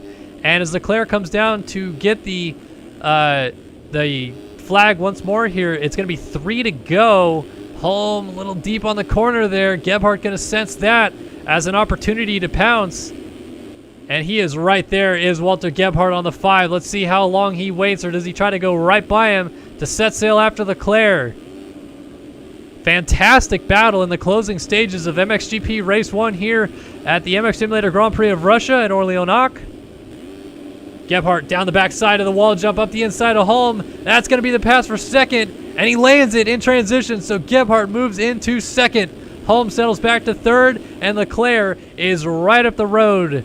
And we'll see whether or not Gebhardt can lay down the pace that he's been putting up this entire time. Lap traffic coming into play a little bit here. Gebhardt absolutely sending it down the hill right there. And off the track and down immediately as soon as he gets around Holm. Gebhardt pushing too hard. Front end over the outside berm and face into the hay bale. Instant fall off crash. And that might spell the end of his chance at winning the moto, but it's still not over yet. Holm 4 seconds down of Leclerc. Lang still within a shot as well. And Leclerc, let's see, has he caught all the lap traffic he's going to catch? He's going to catch probably 5 to 6 more riders, I think, ahead of him. But it was really getting through that huge group a moment ago that was causing him the most problems. So Gebhardt has to go back to the drawing board here.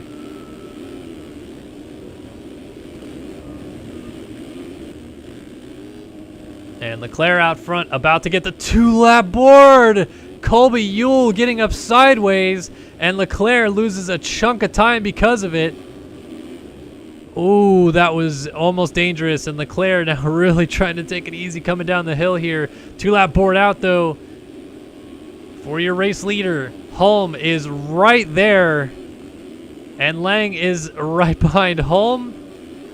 Colby Yule went down. Gebhardt, he's able to avoid him. Goes off the track a little bit. But it's tightening up again. Look at this. So there is Leclerc. And there's Holm. And right here is Lang. And right there is Gebhardt. Your top four are still so close together. Gap-wise, we'll get an indication here. 3.6 back to Holm. 7 seconds off the lead is Lang. 9 seconds off the lead is Gebhardt. You've got 4 riders within 10 seconds of each other going at it for the win here in MXGP Race 1.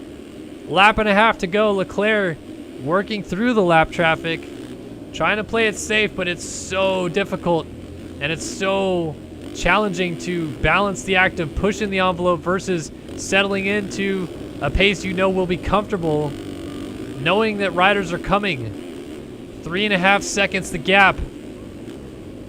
Oh, Leclerc, little mistake right there. Holm gets that clean. He'll gain some time back on Leclerc. 3.6 seconds is the gap. Leclerc is maybe going to hit 1 to 4 more lappers, depending on if crashes happen. Meanwhile, Gebhardt is absolutely diving through lap traffic right now. Hits another lap rider. There is lap traffic everywhere for Walter Gebhardt. And the reality is it might come down to a battle for second here. But Holm can sense that Leclerc is making some mistakes. 41.4, 41.9. That's not going to be enough in a single lap. But that gap has continued to dwindle. 3 seconds even now. Holm is right there trying to win his first Grand Prix back in action since taking that hiatus. 2.9 seconds. Lang still right there within a shot as well. Leclerc just has to withstand the pressure and work through the lap traffic methodically. He cannot afford to make even the smallest of mistakes, or Holm will be right there and we'll have yet another replay of a classic battle between these two to the flag. Leclerc just so gingerly over that drop down. Let's see, he's going to try to jump to the middle of the corner here. That's always tough, but he decides to go to the outside instead. Holm checks up, goes far inside. Lang goes far outside, so Lang is closing up here for second, and it is going to come down to the wire between those two. Leclerc out front, Holm second, Lang third. So close out front. Could be any one of these guys as Leclerc navigates the final few corners and into the drop down. Holm is still right there. Lang is pushing for everything it's worth to get into this second spot before it's over. And we got dualies on the table in the back. Couple more turns. Leclerc taking it easy. Holm lays it in. Lang to the inside into the corner. He's going to get second. It's a drag race down to the flag. It's a little bump there for Lang. Leclerc wins the first moto here at Russia. And Lang gets second by 1/10 of a second on Adam Holm. Incredible action to the flag. And in the end, only 3 seconds separated your top three, as an absolute valiant effort for Lang to come through and only finish 2.8 seconds off of Leclerc when the checkered flag waved. Incredible action, as Magnetti will take 4th. Eagland is going to come through and finish 5th. Tomic 6th, and Gebhardt looks like he was maybe just trying to do hot laps all the way to the flag. Will end up in the 7th spot here if he is able to get up and get going, and he does for 7th. Jacob Hubbard drops down the hill. He will get 8th. Caden Speck should be 9th here, with Castellaneta trying to follow him down, though. It's going to be a close battle between these two to the flag as well.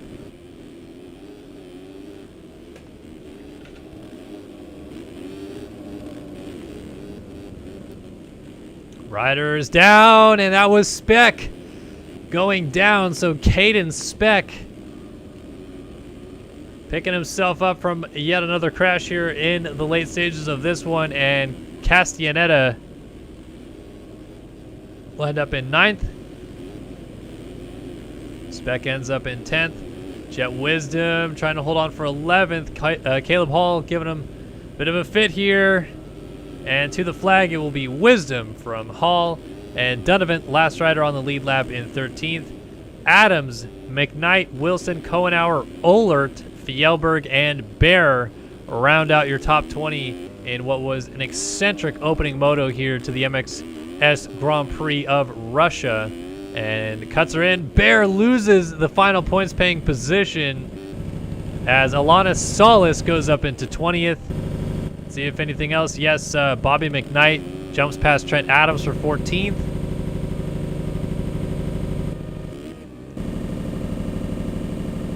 And oh, Lang on cuts drops back to 3rd. So Holm shoots up to 2nd and was exactly 3 seconds behind Leclerc, but Lang had 4.3 seconds of cuts.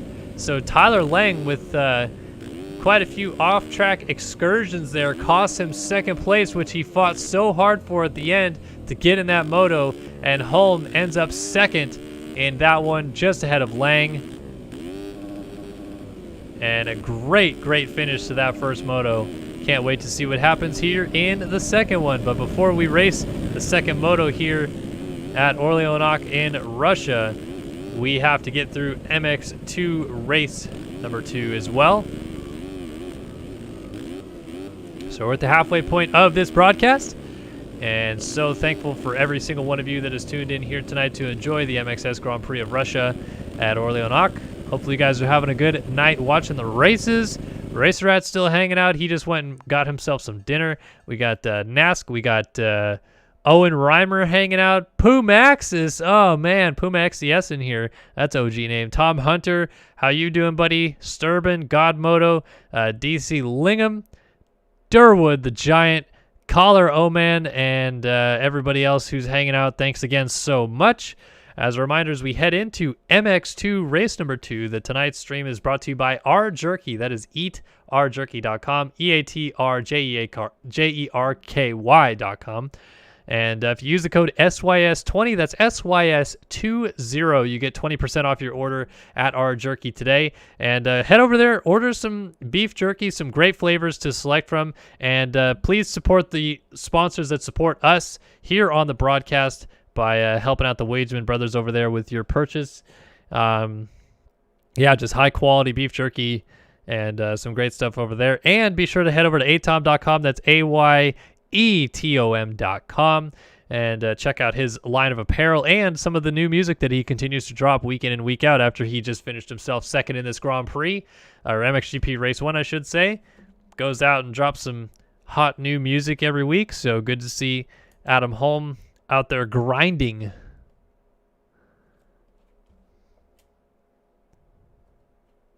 But we appreciate him and the folks at R Jerky coming on board with the stream this year. Alarm Edit says, how many cuts from Walter Gebhardt 5? I didn't check that, unfortunately. Devin Davis in here hanging out. Owen Nichols is here. Riley Anderson. I'm Zorbit. Oh, I love you, Godmoto. And Puma, you know, you're just my simp, I guess, right? Oh, man. All right. MX2 Race 2 coming up. I'm going to grab another quick snack.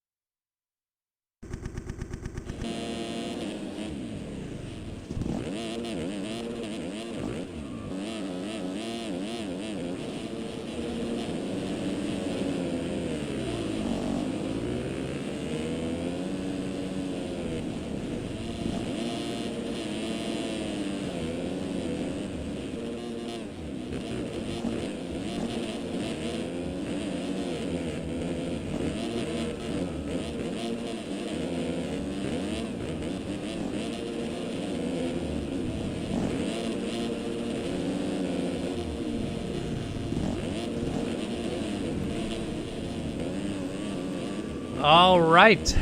Yeah, you missed an epic battle there, KR. Welcome back to the stream. 7 boys up in here. Ethan Shipman. Jackson Quisenberry, I love you, bro. Got Rylan McDougall. Adam Snow. He's buying the game right now, ladies and gentlemen. Get it while it's hot, dude. MXSimulator.com. It's been out for, what, 13 years at this point? But it's still fresh as ever. You can throw some fresh whips while you're in the game as well. Shout out to all of you lovely people in chat tonight, though. Seriously, thanks so much for tuning in. And sit back, grab yourself a beverage, as we have got 30 minutes plus 2 laps lined up and ready to go for MX2 Race 2.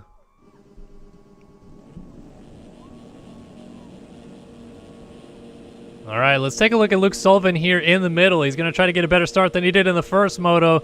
Let's see who comes out on top here in MX2 Race 2.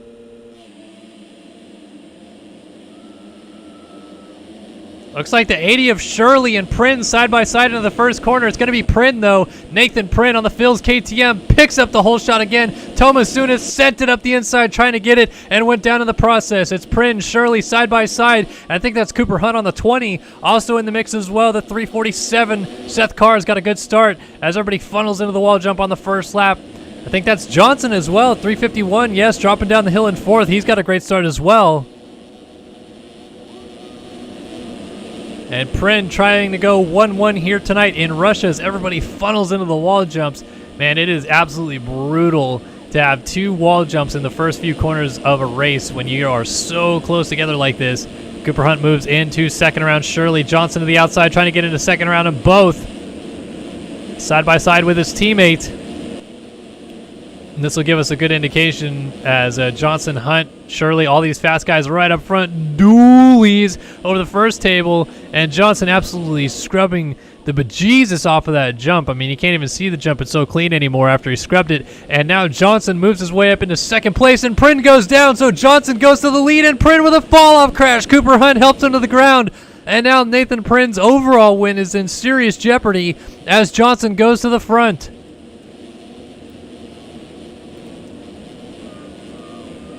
So Johnson leads from teammate Hunt. Seth Shirley moves into third. Chris Post, a strong fourth early on. And how about a good start here for Luke Sullivan? He is in fifth. Seth Carr, Isaiah Dickerson backwards over that big table in the center. Riley Hewen, he's up in the mix as well. Logan Leitzel, Jeff Giffen, Darius Peterson, and then Prin coming through. Looks like he's in about 12th spot after that early crash.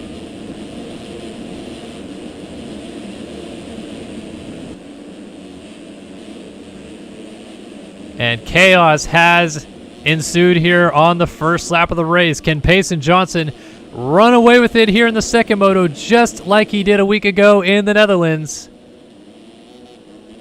We'll have to do some quick maths on the overalls, but right now Johnson looking like he's in a pretty good spot for it at least. We'll have to see how it all shakes down. Of course, Cooper Hunt, he was right up front as well in the first moto. But Johnson already pulling out a nice little gap out front, and that's obviously exactly what he was hoping to do. Looking back at those first moto scores real quick, of course, Prin with the win, Dickerson second, Hunt in third, Johnson fourth. So right now you're looking at Johnson 4-1, Hunt with a 3-2. And as such, Johnson would win by 1 point over Cooper Hunt. Seth Shirley, he's also in the mix. He was fifth in the first moto, looking at a 5-3 right now.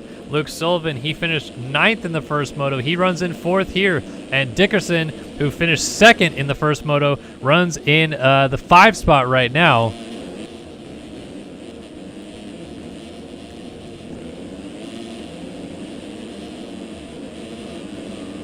So all of these guys that were up front in the first moto ended up getting good starts in the second moto, including Prin.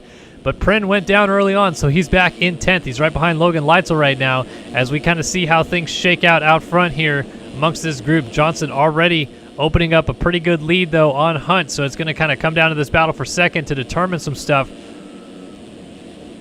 Because if Isaiah Dickerson can get into second here, he's putting himself right up in contention for this overall win. That'd be 44 points to the 43 points that Johnson is currently picking up right now, with 18 points for his fourth in the first moto and 25 points right now for leading the second moto. So Dickerson with a second in this moto with a Johnson win, still wins the overall at the MXS Grand Prix of Russia. And you can see that he's got a sense of urgency to get into that position before it all gets away from him. To the outside, Sullivan. Scrubs goes a little bit longer up the hill. Let's go on board with Dickerson and check it out from his perspective here.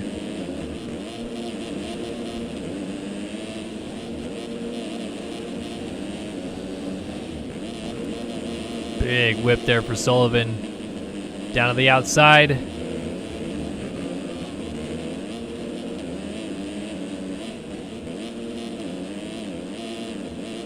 Through the wave section, a couple different options there. You can see Dickerson kind of jumping into him early. Carries maybe a little bit more speed. Inside, outside option, then they both scrub down the hill, and they're putting some pressure right now on Seth Shirley ahead of him. We got a 4-rider battle brewing for this 2 spot with Hunt just off the front of this group, and Sullivan almost landed off too far off the track for him to get back on safely ahead of Dickerson. You can see it's basically nose to tail though. These guys are running a fabulous pace as Dickerson kind of jumps off the track right there. And there is Hunt. So you see Hunt, Shirley, Sullivan, Dickerson, nose to tail heading up the hill battling for second early on.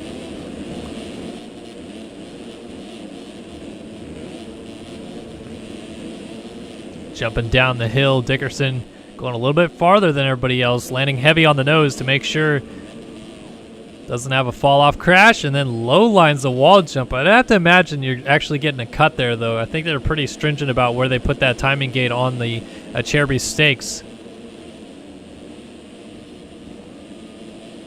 So Dickerson putting the pressure on Sullivan. Sullivan working on Seth Shirley as they land in the ruts in transition at the top of the hill. Cooper Hunt. The one dealing with the most pressure, though, is he's got this entire group putting the heat on from behind. And it's still early in the race. Track hasn't developed too much as it resets between each moto. So all these guys still able to land off that table and go right into the middle rut, no problem. Ooh, mistake for Dickerson. Does not fall off the bike, but he laid it over sideways in the background.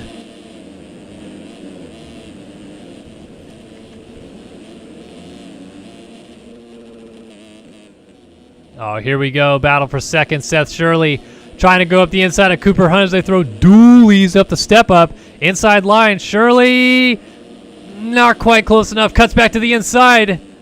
Shows him a wheel, but still not close enough as Hunt to the outside there. Holds steady.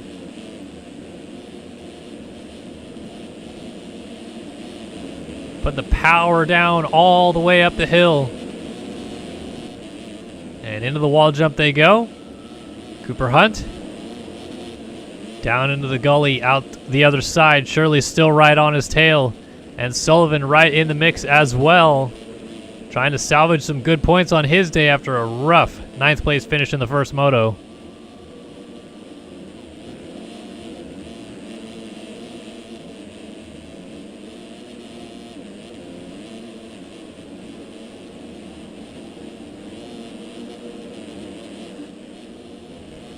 Anything could happen in this battle, and it probably will. Good to see 3 different manufacturers represented as well. Oftentimes in this game, year after year, there's like a hot new model that comes out. And this year, it feels like it's been the Honda and the Gas. A lot of guys riding those bikes. But just good to see some flavor, different bike brands mixed in here.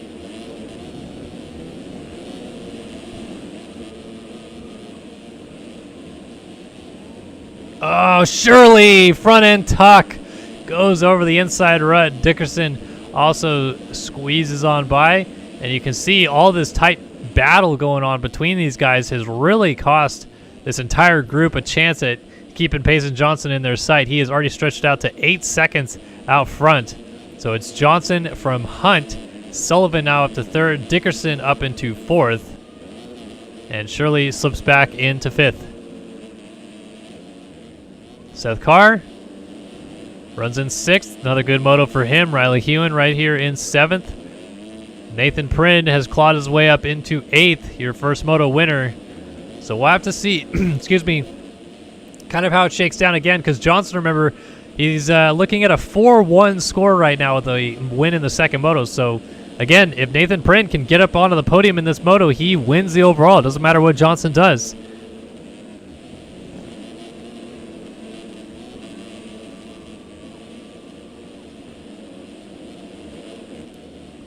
Johnson's pace out front, though, is alarming. A 38 flat, 41.1 Hunt, 40.7 Sullivan, 37.9 out of Dickerson. So Dickerson's starting to wick it up a little bit. And remember, Dickerson, if he finished second this moto, wins the overall. So you've got Dickerson and Prin, both a couple guys trying to knock their way into this overall position and knock Payson Johnson, that is, out of the overall winning position that he's currently in. So Dickerson looking at a 2-3 would lose the overall by a point to his teammate out front, Johnson, if it stays like it is. But I feel like Dickerson isn't going to waste too much time to get around Hunt, his other teammate, on the number 20 Covenant machine.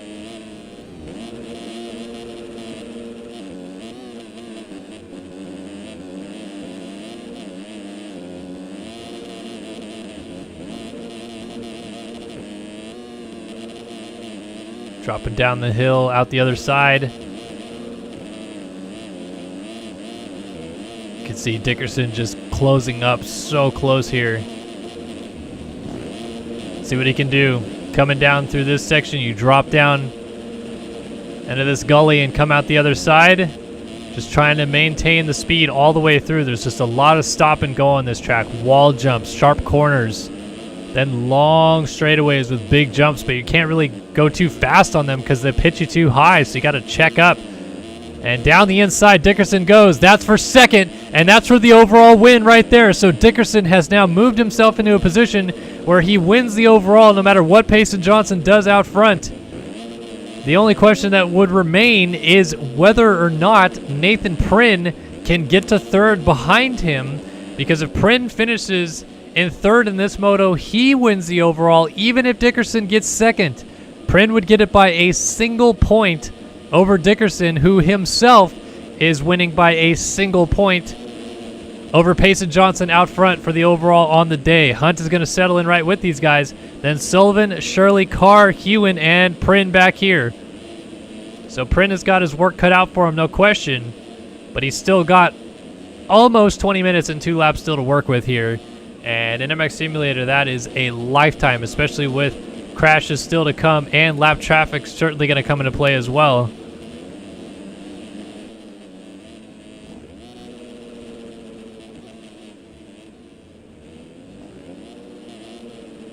All these guys kind of mixed together, though, and 12 minutes in, while we're at it, though, we got a little bit of a lull in the battling, if you will. Let's go ahead and give a quick top 20 rundown and give you guys an indication where everybody is in this moto race 2 of the MX2 class here in Russia. Payson Johnson leads the race here and is not in a position to win the overall currently on his Covenant number 351 because his teammate on the number 26 is in a position to win the overall with 2-2 scores on the day. That is Isaiah Dickerson, and he's actually still trying to maybe close up and win this second moto if he can. Their teammate on the number 20, Cooper Hunt, sits in third in this moto and is trying to go 3-3, so that would almost certainly guarantee third overall unless Nathan Prin has something to say about it from behind. Luke Sullivan, 9th in the first moto, 4th right now for your championship leader on the Phil's KTM number 11. 5th right now, Riley Hewen on the Galaxy number 61, having a much better moto, I should say, this time around. Didn't really put it together in the first moto, having a strong one this time here in 5th. Nathan Prin, though, has clawed his way up into 6th and continues to march forward on the Phil's KTM number 30 as he is having a good ride right there. Chris Post runs in 7th on the 164 effort. 8th for Seth Carr on the Underground RC number 347. 9th is Seth Shirley on the number 80 Atom.com Kawasaki. And 10th is Colton Hansen on the AEO Power Sports number 67. 11th is Trevor Burns on the Covenant number 17. 12th for Tyson Parliament on the Redline 261. 13th for Alex Kerr on the Jack Daniels Racing 84. 14th for Logan Lights on the number 37 Phil's KTM. And moving into 15th will be Frank Jackson on the Team Nami number 49. So now moving back to 16th is Oscar Manias on the 2 win. Number 211 there. 17th for Daniel Irvine on the atom.com at number 79. 18th for Dylan Cavacuti on the Underground RC number 18, but he's going to lose that spot as Wilcox. Thomas Wilcox on the C4 Designs at number 33 goes in 18th. 19th now Cavacuti. And April on the Underground RC number 573 rounds out your top 20. Casey Cochran is right there, though, on the BPC number 63. That is a top 20 rundown through the field as we take you back out front to race leader Payson Johnson.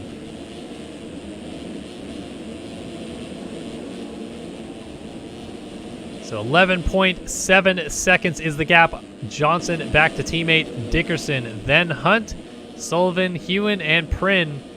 And so far, Prynn has not really been able to make too many inroads into the riders ahead of him. 5 seconds back, actually, at 43.7 out of Hewen last time by, was essentially 3.5 seconds faster than what Prynn was able to put down. So Prynn may be struggling a little bit here on his Phil's KTM. Number 30, trying to deal with the pressure of catching this group and perhaps still landing himself on the box. If we go up into third right now, which would get him the overall win, it's actually Dickerson. So Dickerson has lost a position to his teammate Hunt, and that actually gives Johnson the provisional overall win again if it were to stay as it is. Johnson with a 4-1, Dickerson now looking at a 2-3, and Hunt now looking at a 3-2. So actually for Hunt, that moves him back to second overall in the day here, as he would just beat his teammate Dickerson with a tie, and both would be exactly 1 point behind their fellow teammate Payson Johnson, who would end up on the top step of the podium. So things are constantly switching around here. But as an example, again, just to point out where third is for Prynn to get to win the overall, it is Isaiah Dickerson, who is 18 seconds off the lead. And if we get a gap back to Prynn, oh man, Prynn has lost 6 now. He's gone back to 7th, and he's almost 30 seconds behind this group now. And it is really looking like it's a long shot for Prynn to get the overall, which happened to him last week after a strong first moto of Valkenswaard. Didn't put it together at all in the second moto. And we're looking at the same story again for the Frenchman here tonight, which is unfortunate because he has had the pace in both rounds this year to walk away as the overall winner and perhaps have the points lead as well, and it's not going to go his way again, it looks like. So what can Dickerson do about Hunt? Again, that is for the overall victory. If anything were to change, here is Nathan Prynn, though, in 7th, and Hewen just went down. Prynn a little hung up on him, but he's able to scoot around and move his way back into 6th, I think that was. Yeah, 6th now for him, 6 seconds back of 5th. And you got Chris Post now moving into 7th, Seth Shirley 8th, Riley Hewen is 9th, and Trevor Burns sits in P10 as things shuffled around with Hewen's crash there. So next up, Prynn's going to try to catch Seth Carr, and as mentioned by Devin Davis in chat, things are so close right now. If Dickerson gets Hunt, Dickerson gets the overall. Hunt still sits 3rd overall with a 3-3, but if Prynn gets around Seth Carr, which he's going to do now because Carr just went down, so Prynn going to be looking at a 1-5 as he makes that pass right there. And that 1-5 out of Prynn would be good enough for 3rd overall if Cooper Hunt lands on a 3-3.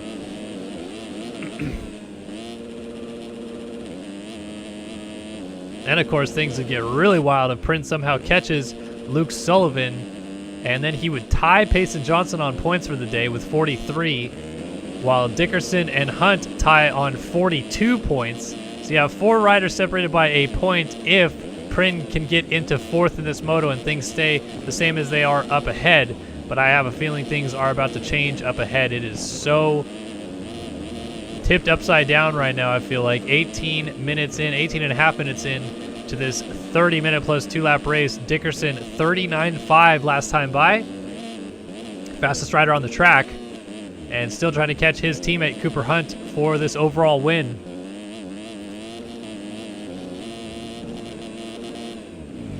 And Dickerson goes down. So Dickerson hitting the deck out of 3rd. That will not cost him 3rd, but it will cost him a lot of time and perhaps a chance at the overall win. So Prince sitting back here in the 5 spot.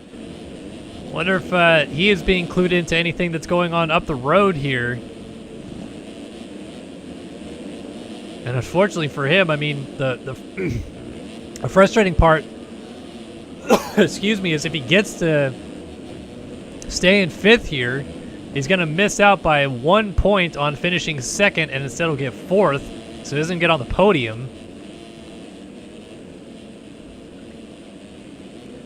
We'll see if things stay the same, because Johnson's lead has come and gone a little bit. He had opened it up a little bit, then it dropped back.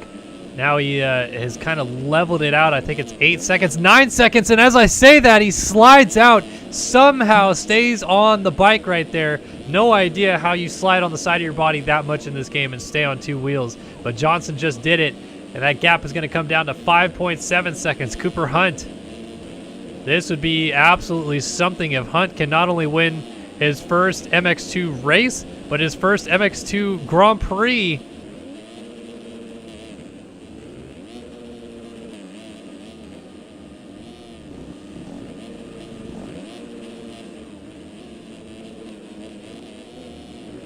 So he is just going to try to stalk Johnson here. Yeah, you guys in chat, I understand the math, but thank you. So as it runs, Johnson with a 4-1 is the overall winner. Hunt would finish 2nd with a 3-2. Dickerson would finish 3rd with a 2-3. Sullivan not in play here, and now Prin has dropped back to 6th. So he's not in play for the podium either, but even if he gets Seth Carr for 5th, he's still 1 point down to Dickerson and Hunt, who are currently tied for 2nd overall, but Hunt with the better 2nd moto gets that 2nd place finish on the podium. I still feel like Hunt has a different vision, though. I feel like he wants to get his teammate Payson Johnson, and Johnson, I'll tell you what, is about to hit a heck of a lot of lap traffic right now. There is, let's see, 1, 2, 3, 4, 5, 6, 7, 8, 9 guys right here. And it just went down to 8 because Johnson got around one right there. But Johnson going to have to deal with some serious lap traffic issues here before long. And we've already seen not too long ago that he did have a little bit of a mistake while leading the race. So he is not incident prone, if you will. Rudder down, getting up on the right side of the track there. So Johnson now just trying to weave through some other back markers here. Oh my gosh, the fact that they are digging that rut deeper and deeper and they're still trying to pop over that tire tap single, it just looks so deadly. So at 39.7, Johnson kind of laying the hammer down right now, trying to open this gap back out over 10 seconds to allow himself to have a fall off crash and things not go against him there. So at 39.5 out of Dickerson, he actually just went 4 seconds a lap faster than Hunt ahead of him. And if that plays true again this lap, he's going to be right on him at the end of this lap. So Dickerson, again, trying to come through and win this overall by finishing 2nd in the 2nd moto here. Going to be interesting to see how it all plays out with the lap traffic. That gap is coming down. Sullivan's still here, Seth Carr, and Print is caught up to him. But let's keep an eye on what goes on with the lap traffic. Hi, Trace Boudreau. There, your streak is ended at 1 day. Catch me on Wednesday. This will be up at 2 days, I guess, huh?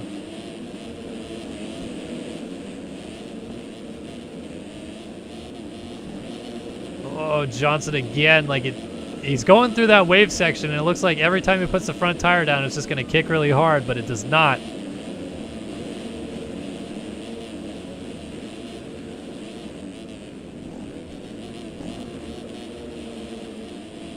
Johnson with the big whip there.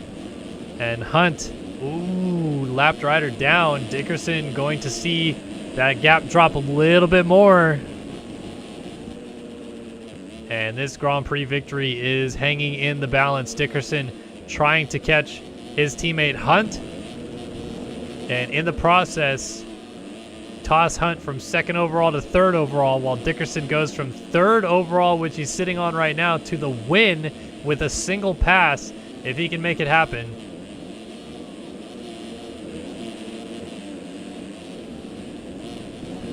Meanwhile, Prin has made it back into 5th, and a reminder that if he gets to Sullivan, who Sullivan just slid out here, if Prin gets to Sullivan and passes into 4th, and everything else stays the same with Hunt finishing 2nd and Dickerson finishing 3rd, that a 1-4 beats both of them, and that he would Prin would actually tie with Johnson on points, but would lose the overall based on the worst second motos. So again, more podiums hanging in the balance here with all these guys up front. Dickerson trying to win the overall. If he doesn't get around his teammate, it might be not even finishing on the podium for him. I mean, can you imagine that? Can you imagine going 2-3 and not even finishing on the podium? That's some Phil Nicoletti stuff right there, I'll tell you what. But Dickerson putting so much pressure on Cooper Hunt ahead of him.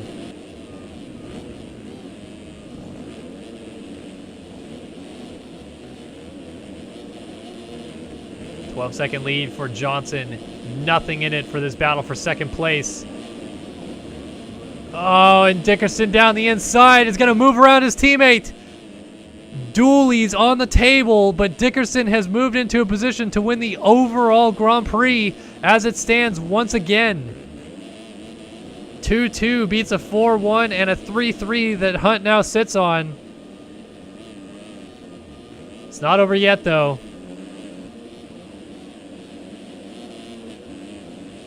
Up the hill, Hunt still putting pressure on Dickerson.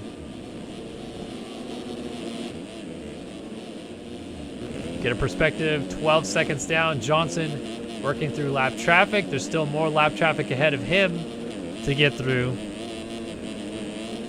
Oh, rider down. Both the Covenant teammates miss him.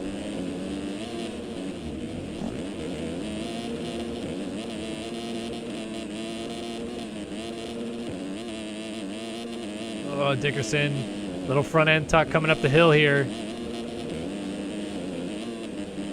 Outside to in, just kind of hopping through the bumps. 1.4 seconds behind is Hunt. Hunt kind of just fighting for his opportunity to stay on the podium, but Sullivan in 4th now has a sizable gap back to Shirley, and then Prin is now slipped back to 6th, so Hunt should be comfortable enough with a podium here, but if Prin goes into 5th, that is 1 extra point over Hunt. So you can tell that's why Hunt is probably focusing a little bit harder on keeping Dickerson honest just in case. 27 minutes down, 3 minutes and 2 laps to go. Your race leader is still Payson Johnson. But just like last week, he is not going to get the overall win. He may, however, move into the championship lead after this one is said and done. Sullivan has not had a good day. And in turn, Johnson might capitalize on those points lost at the opener and get him back here tonight in Russia. Still got probably 4 more laps to go here for Johnson. And Dickerson's not really giving up hope here. 9 seconds down, a 40.2 to a 43.4. Dickerson kind of flying here. Hunt also putting on a late charge. And Johnson's about to hit another string of lap traffic up the road. Look at the speed Dickerson carries around the outside here, though. Just on the gas.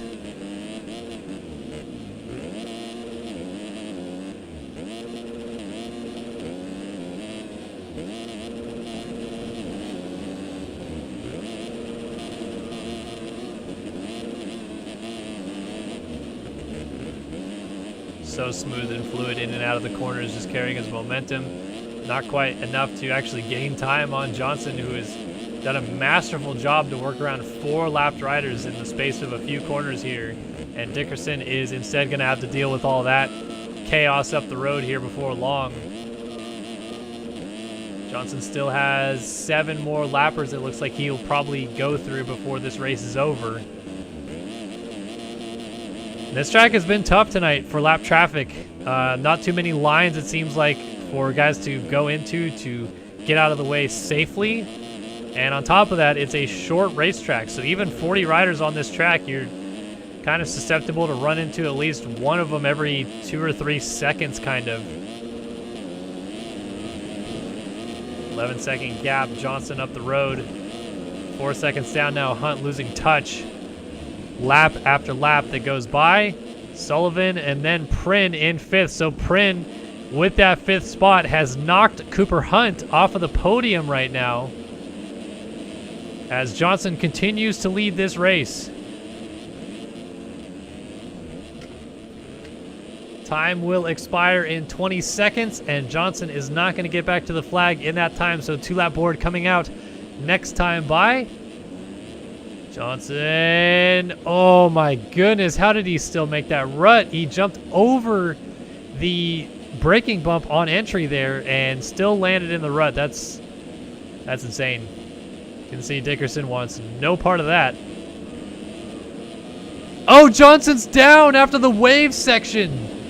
That will not cost him the race lead, but he's about to fall back into the clutches of this crazy lap traffic. And Dickerson suddenly sees Johnson just ahead of him. So the 2-lap board about to come out and things are about to heat up.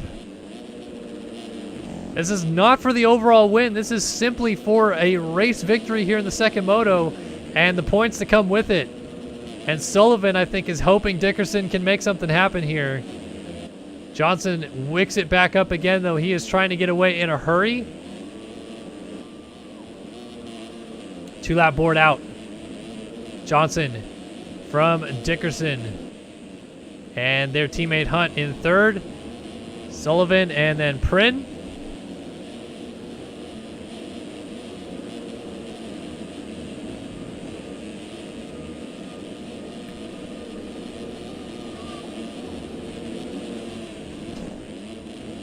And anything could happen in the closing stages of this race. 2 laps in it. Johnson trying to hold on for this win. Dickerson trying to knock him off the pedestal. Oh, he's pushing the envelope there off the track. More lap traffic coming into play. I believe that's Casey Cochran. They're about to put a lap down just up ahead of Dickerson here. 4.3 seconds. Johnson has cleared the lap traffic group and is in and out of the switchbacks fairly clean. Dickerson, a little bit more problems through them. And the gap now almost out to 5 seconds.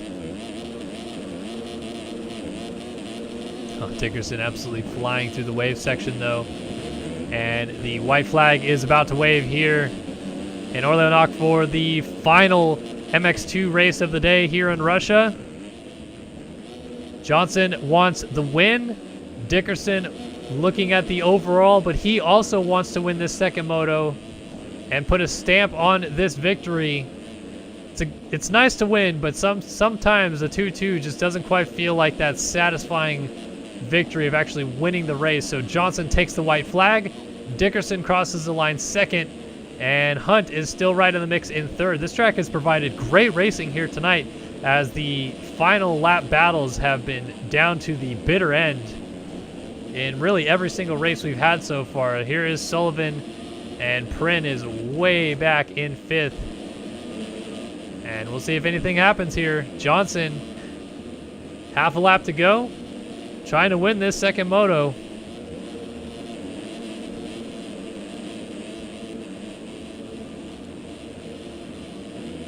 Five-second lead on Dickerson, so it's stretched out a little bit. I think Dickerson might have backed off the challenge a little bit here, knowing that he has the overall victory in the bag and would rather take home the Grand Prix win than toss it away trying to get the second moto win.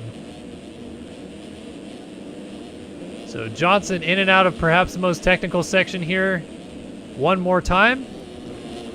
And he's just going to focus on carrying some speed through these last few straightaways and keeping a steady gap behind him.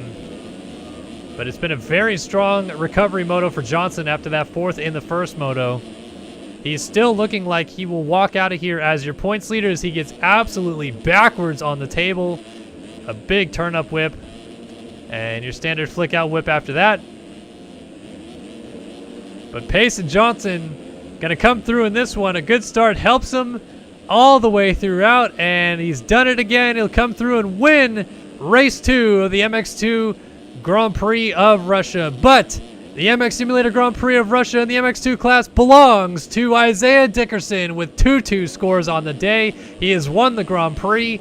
Cooper Hunt will finish 3rd in this one, and the feels bad man there as he goes 3-3 and will not finish on the podium, subject to what Prin does in 5th.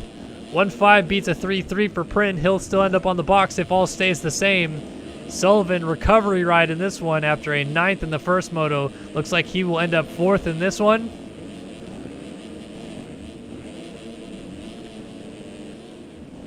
So he will likely lose those red plates, but he will still be satisfied with coming through in this second one to get 4th. And Nathan Prin will stamp himself onto the podium with a 3rd overall if he can just finish this one off in 5th here. Down the hill once more. They lapped up to 13th, so a little higher this time by. And 5th indeed for Prin, so a nice podium effort on the day for the Frenchman. Trevor Burns charged through. He will end up 6th in this one, just ahead of Seth Carr, who had a strong day as well. Seth Carr going 6-7 on the day for him. Seth Shirley, a little rougher second moto this time around. He was 5th in that first one, comes through and gets 8th, but I think he'll be happy with a couple top 10s on the day. And Chris Post, great second moto here for Chris Post, who was 14th in the first one. He'll come through and get 9th. I'm sure he'll be very happy about a top 10 effort here in the second moto. And Riley Hewen ends up inside of the top 10 as well. Oscar Manias comes through. He was 16th in the first one, 11th here in the second one. And Logan Leitzel, the last rider on the lead lap, is off the track right there as he remounts and will be the last rider to come through. Casey Cochran, Frank Jackson, Dylan Cavacuti, Daniel Irvine, Jonathan Alexander, Colton Hansen, Nate Bro, and Juan Gomez bring up the riders who finished 13th through 20th in this one. All right, let's take a look at cuts. Jonathan Alexander leapfrogs Daniel Irvine for 16th. And Seth Carr gets around Trevor Burns for 6th. So 6-6 on the day for Seth Carr. And the rest stayed the same. Johnson wins the moto. Dickerson wins the overall and the Grand Prix of Russia.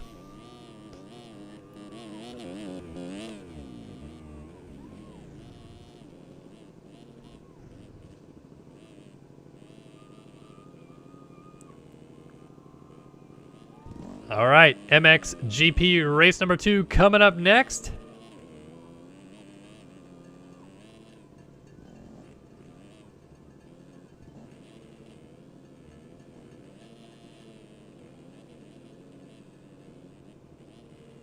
And we're going to drop the gate one final time here tonight.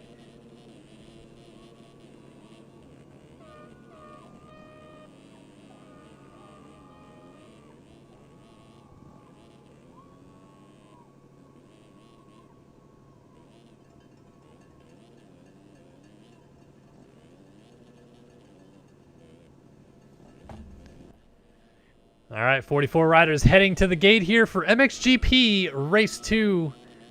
Final race of the night from Orlyonok in Russia, the MXS Grand Prix of Russia.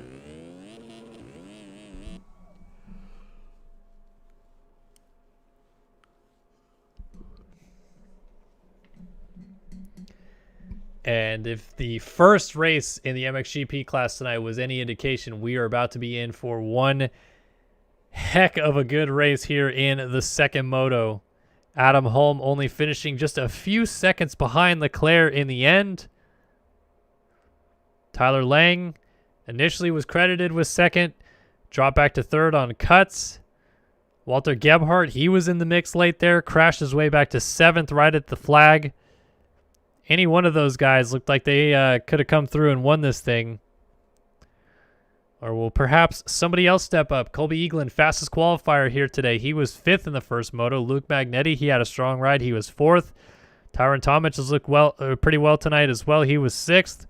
Jacob Hubbard, Braden Castaneda, Caden Speck, they were all inside of the top 10 as well. So any one of those guys could step up.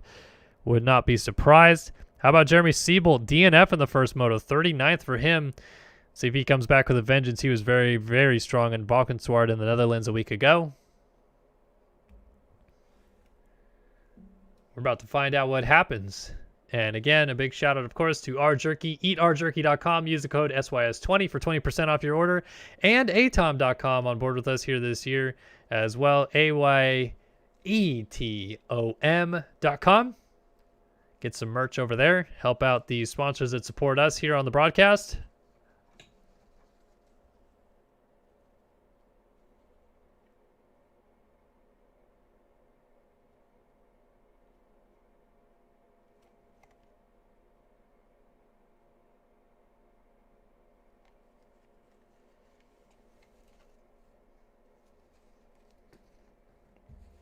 Luke Sullivan dropping by in chat after a 9-4 performance on the night. Unfortunately has cost him the championship lead, but he says, man, I will take it for only having 3 sessions. He got back from the beach an hour before the race started, so not too much time on the track for old Sully. Goes 9-4 and salvages a good day of points and keeps himself well alive for this championship. Only going to be probably a few points behind Payson Johnson there.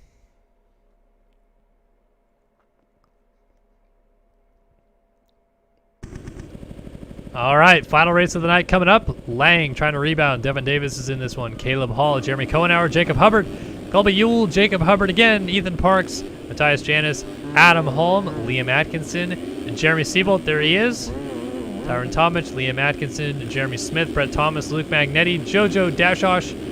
We got Brody Barton, Caden Speck, Colby Eaglin, Jet Wisdom, Austin Bear, Blake O'Brien, Zach Fisher, Austin LeBeau, Aaron Rockefeller, Braden Castellaneta, Jeffrey Burns, Dennis Fjellberg, Walter Gebhardt, Bobby McKnight, Casey Oler, James O'Hashi, Reed Young, Chase Donovan, Jerome Godbow, Robert Wilson, somebody else, and Alexis Leclerc was probably at the front.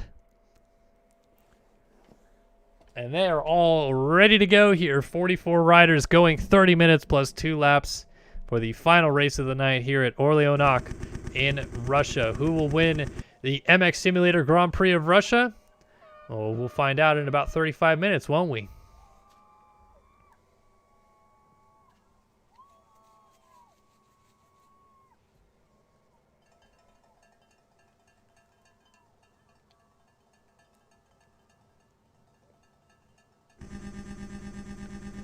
All right, let's see what happens in this one.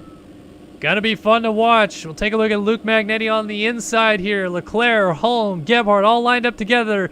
It's MXGP Race 2 in Russia. Surprise, surprise. Leclerc gets to the corner first, but he got bumped from behind by Gebhardt, and Magnetti actually comes out with the Race Tech Whole Shot Award. Luke Magnetti, Walter Gebhardt right in the mix. Colby Eaglin's got a great start. Adam Holman, Lang are all out front, and Leclerc has to do the chasing this time. A little nudge was all it took out of Walter Gebhardt, and Leclerc, that is rear end kick out and eventually slid out into the first corner. Looks like he's come through the flag in the first timing sector here in about 8th as Eaglin goes down. So Eaglin, your fastest qualifier, has hit the deck. There goes Leclerc over the wall jump. And indeed, he is right in the mix there, just inside of the top 10 in 9th as Eaglin picks himself back up right around the 20th position as a lot of riders went on by.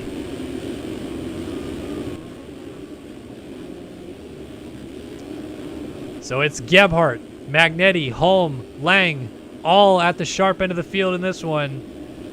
And Gebhardt going to try to make amends for that late mistake that cost him perhaps a 4th place finish. A big whip out front, and Gebhardt pulling a little gap now on Magnetti. Adam Holm trying to show a wheel to the number 13 here on that BPC Yamaha. Running in 2nd, but Holm right there. Lang in the mix as well. Cohenauer on the 15, he's in the background. A lot of your heavy hitters up front, and this should make for a fantastic race, as Leclerc has to do the chasing this time, as mentioned. Everybody tossing whips over the mid-table. And again, kick it all out. Look at Lang outside, going to try to get around Holm. Long way around, and does so. Holm with a little slide out. Lang up into 3rd. Gebhardt, Magnetti, Lang, Holm, Cohenauer inside of the top 5. Casey Ohlert with a strong start is in 6th. Cale Braden runs 7th. Leclerc is in 8th as he just moves into 7th round. Cale Braden, Jet Wisdom 9th, and Ethan Parks inside of the top 10. A reminder, if you're looking for some onboard perspective right now, Ethan Parks in 11th on his Heckman Productions SYS Racing Honda is live over at twitch.tv/startyoursystems.tv. Head over there, follow, subscribe, the whole 9 yards, and check out Ethan Parks' POV. From there, we also stream a bunch of other stuff during the week if you don't want to miss out on anything that we do here at SYS. So check him out.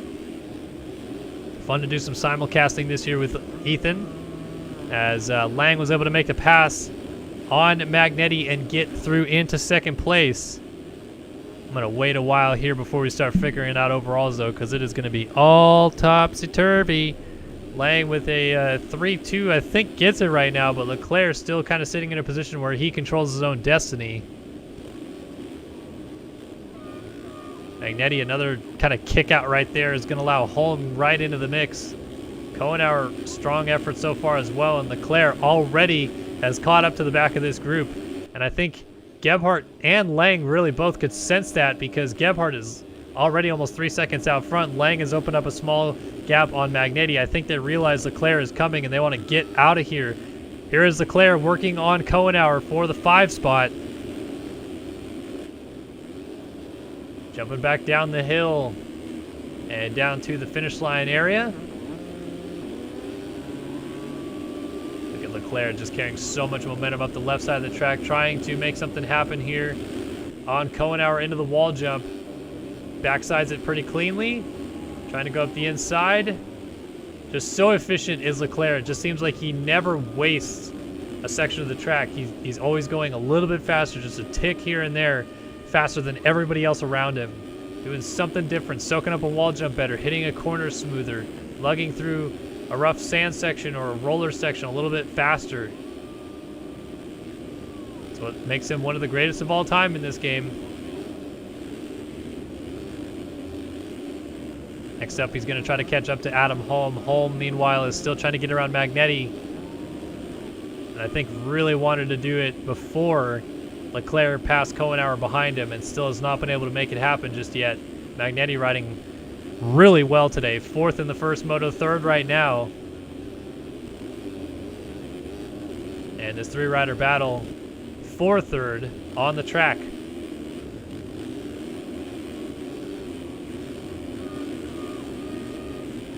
Leclerc has caught Holm and is now just working to figure out where he can make a pass. Dualies between the two. And Holm holding steady right now, tucks to the inside to go defensive, but Leclerc beats him to the punch. It's side by side, and Leclerc shuts the door on Adam Holm. He's up in a 4th. Oh man, and he got a kick out. Rear tire clipped that step down and almost got away from him. But a nice job to corral the Rockstar Energy Husqvarna underneath of him. And if those of you here that are maybe new to MX Simulator Grand Prix racing and have never seen this before, that is officially a Rockstar Energy Husqvarna branded team, because it is owned by Arminas Jasikonis, who also plays MX Simulator, and Jasikonis races for Rockstar Energy Husqvarna in MXGP in real life. So Leclerc, who is on that team, is officially backed by the Rockstar Husky brand, and they have brought it back this year in the outdoors because they were on the AJ Originals effort for Supercross. But I think Jasikonis re-signed with Husky, and suddenly that deal has come back around for Leclerc to be on board the team as well. Mistake, Leclerc out wide. Holm tries to sneak up the inside. Nothing available quite just yet, but keeping him honest. And Magnetti's still holding 2 of the best riders in the world just at bay right behind him. Such a strong effort today for the number 13 ride.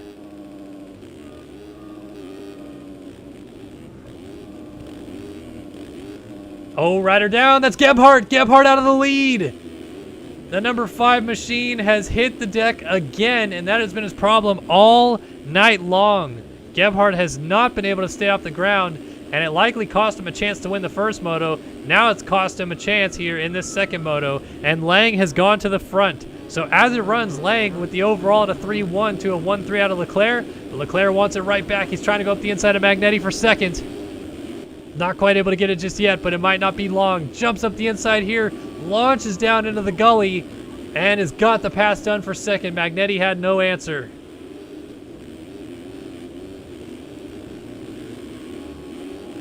Leclerc pushing the envelope.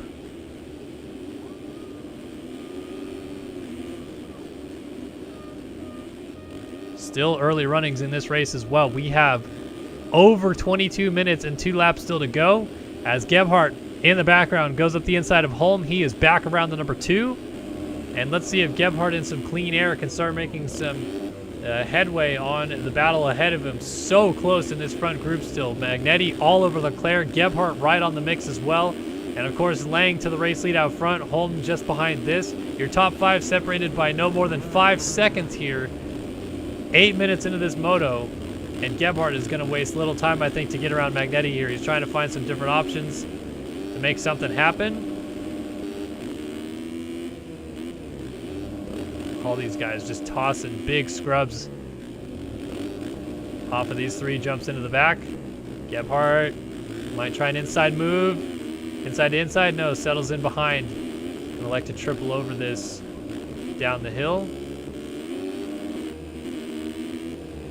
Oh, look at how low he stayed. Can he get the drive up the hill? Yes, he does. Unbelievable pass. Walter Gebhardt gets around Magnetti, and now he has got his sights set on Leclerc. 38-2 to a 39-1 last time by. Gebhardt on rails right now.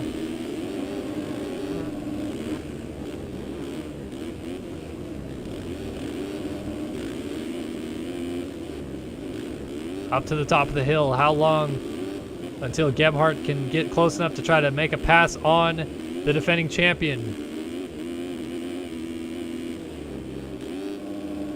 Big scrub at the top of the hill, trying to stay low, get that power back down onto the ground.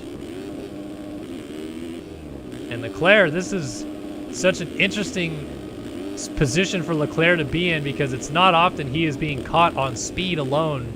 But Gebhardt is flying here tonight. It's just the crashes that keep happening. The crashes have really hurt him here tonight, and will pretty much guarantee he does not win the overall, even if he wins this moto. 7th in the first moto is just going to be too much to come back from. Oh, off the track. So that cost him some time. Meanwhile, Leclerc kind of catching up a little bit to Lang already. So this group is just kind of yo-yoing back and forth. It's so tough to leave this group and go check out some of the other battles, but there's plenty going on. You got Siebold in the mix back here with Caleb Halls, Jet Wisdom, Casey Ullert, Jeremy Smith, a much better moto going on, Cale Braden, Trent Adams, Jeremy Godbow. We got Tyron Tomic. Look at how many riders are stacked together here. If we go on board with Tomic, you can see an absolute freight train in the mix right here. So you got, let's see, Austin Barron 17th right here, all the way up to Jeremy Siebold in 7th. Pretty much nose to tail, and they're not too far behind Kohenauer and then Magnetti. It's just that this lead battle is so insane, and it's about to wick up again. Lang being caught by Leclerc, being caught by Gebhardt. Holm has lost touch with this group. It's a 3-rider battle out front. So just as quickly as Gebhardt got to Leclerc, Leclerc upped his pace, and it's now caught Lang. And unfortunately for Lang, he is going to be the one going through lap traffic first, which is never the easy thing to do. So look at how close our top 3 are right there. Lang, Leclerc, Gebhardt. You can see them all on the screen together there. Lang with the red plate, Leclerc with the number 1, and Gebhardt on the stock-looking Honda, because I don't have his skins, but he's there on the number 5 Tegrity machine.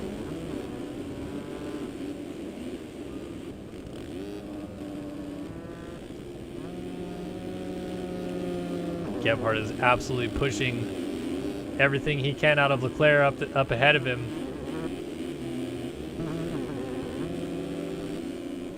Dumping back down the hill here. Leclerc, a little slide out. Gebhardt, that's all he needs right there. He is through. Walter Gebhardt makes the pass, And crucially, that pass is good enough to put Lang back in position to win the overall. But I feel like the speed Gebhardt's going, it's not going to be long before Gebhardt gets to your race leader. Little off-track excursion there, though, for Gebhardt. That'll most certainly be some penalties after this race is over. Oh, and he launches into the wall jump and goes down. So Gebhardt hitting the deck. Leclerc seeing that he went down, jumps over top of him, and Gebhardt gonna remount. And you know, in a weird way, that didn't lose him too much time. He's only 3 seconds behind Leclerc and 7 seconds off the lead. That might have been the fastest fall-off crash I've ever seen in the game, because he landed and almost immediately came to a stop on the backside of the wall jump, and everyone else has to do that wall jump, so it slows them way down. And Lang was down. Lang down with the lead, and Gebhardt's gonna be right on him. Battle for second here. Gebhardt to the outside. Oh, and Lang just gives him the business, and they both go down. Lang was unwilling to allow Gebhardt to pass him on the outside there, and absolutely sends him off the berm. So he gets up still in second, does Lang. Gebhardt remounts in third, and Leclerc out front has a sizable gap to manage now, as they both have really shot themselves in the foot there.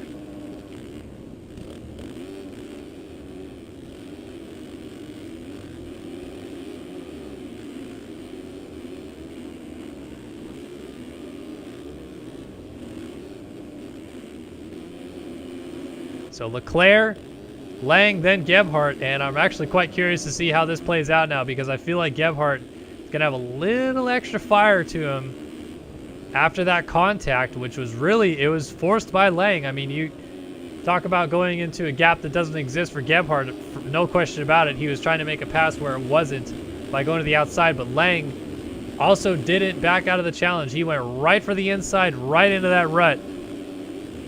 And things are about to get very interesting between these two. I feel like Gebhardt's going to have something to say about it with the front end of that Tegrity Farms, I should say, number 5.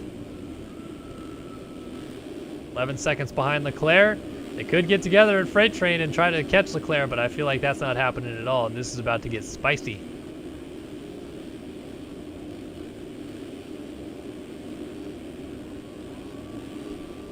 Gebhardt rips the corner at the bottom of the hill, and despite losing a little bit of ground in the S-turns to Lang, he has almost caught it all right back up with one strong turn. So Lang trying to land down the hill, gets that clean, but Gebhardt a little faster. And here we go. This is going to be so interesting. I feel like Gebhardt's going to send it somewhere, right? But he doesn't want to do it where he can't actually make a difference. I feel like he wants to punt Lang out of the way and maintain second. Like not lose a bunch of time in the process. So he's going to perhaps bide his time a little bit here. I wonder if you're Lang, you maybe just let him go. Especially if he's close enough. No sense in his perspective here, championship battle, to do something stupid really and allow Gebhardt to push him out of the way, whatever it is. 9 seconds though. It's coming down to Leclerc again. If these two could get together and push each other, in a way they kind of are, I guess, because Gebhardt is mad at Lang, so he is riding his balls off to get to him and pushing him in the process because Lang doesn't want him to get close enough that he can do something about it. So they are kind of training forward, but they're doing it almost for the wrong reason, because they're not trying to get Leclerc, they're trying to get each other. Or in Lang's case, not get gotten, I guess.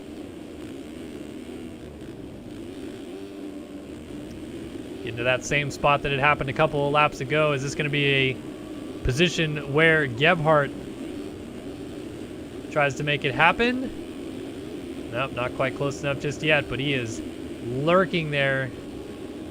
Put Colby Ewell a lap down there.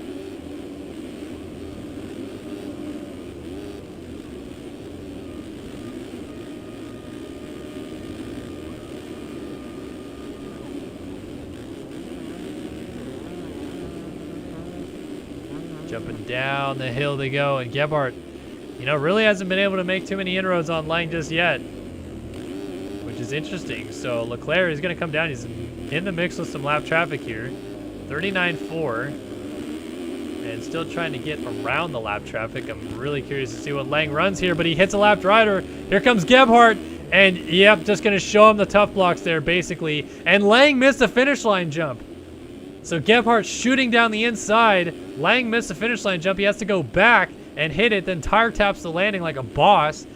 Downsides it and continues on his way in third. Magnetti's still back here in fourth. Kohenauer fifth. Tomic in sixth. Wisdom seventh. Smith is in eighth. Janice ninth, and Adam Holm has slipped all the way back to 10th. He's right ahead of Jacob Hubbard. They're in 11th. Casey Ohlert back here in 12th. And tight battle here. Austin Baer dealing with pressure from Trent Adams. Jeremy Godbout, Braden Castaneda.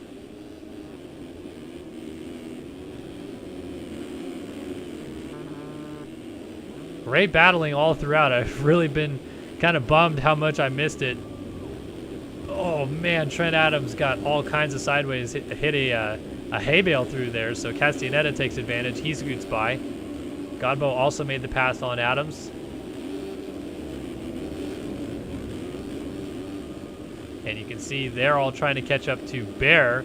Austin Bear on the 64. He's trying to catch up to Ohlert. So close here. Jeremy Smith on the back of Jacob Hubbard. Adam Holm on the back of Matthias Janis. It's just nose-to-tail battling on this track, which has really just provided such good, racing all night long. Holm up the inside, tries to go inside again on Janis. Not quite close enough, though.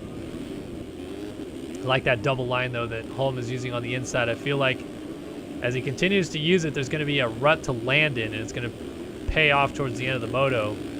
Got the inside there. Janis still protecting well, though, and Holm has to go outside in the next corner, so pretty much evens out. They're working on catching up to Jet Wisdom on the 99. Tyron Tomic is all over Jeremy Kohenauer ahead of him. Magnetti's still fourth, Lang third, Gebhardt in second, and Leclerc continues to lead the race here, creeping up on that 20-minute mark here in MXGP Race 2. Let's go back and check out Tomic versus Kohenauer here for the 5 spot. Good ride here for Tomic today. 6th in the first moto, 6th right now, but trying to get Kohenauer.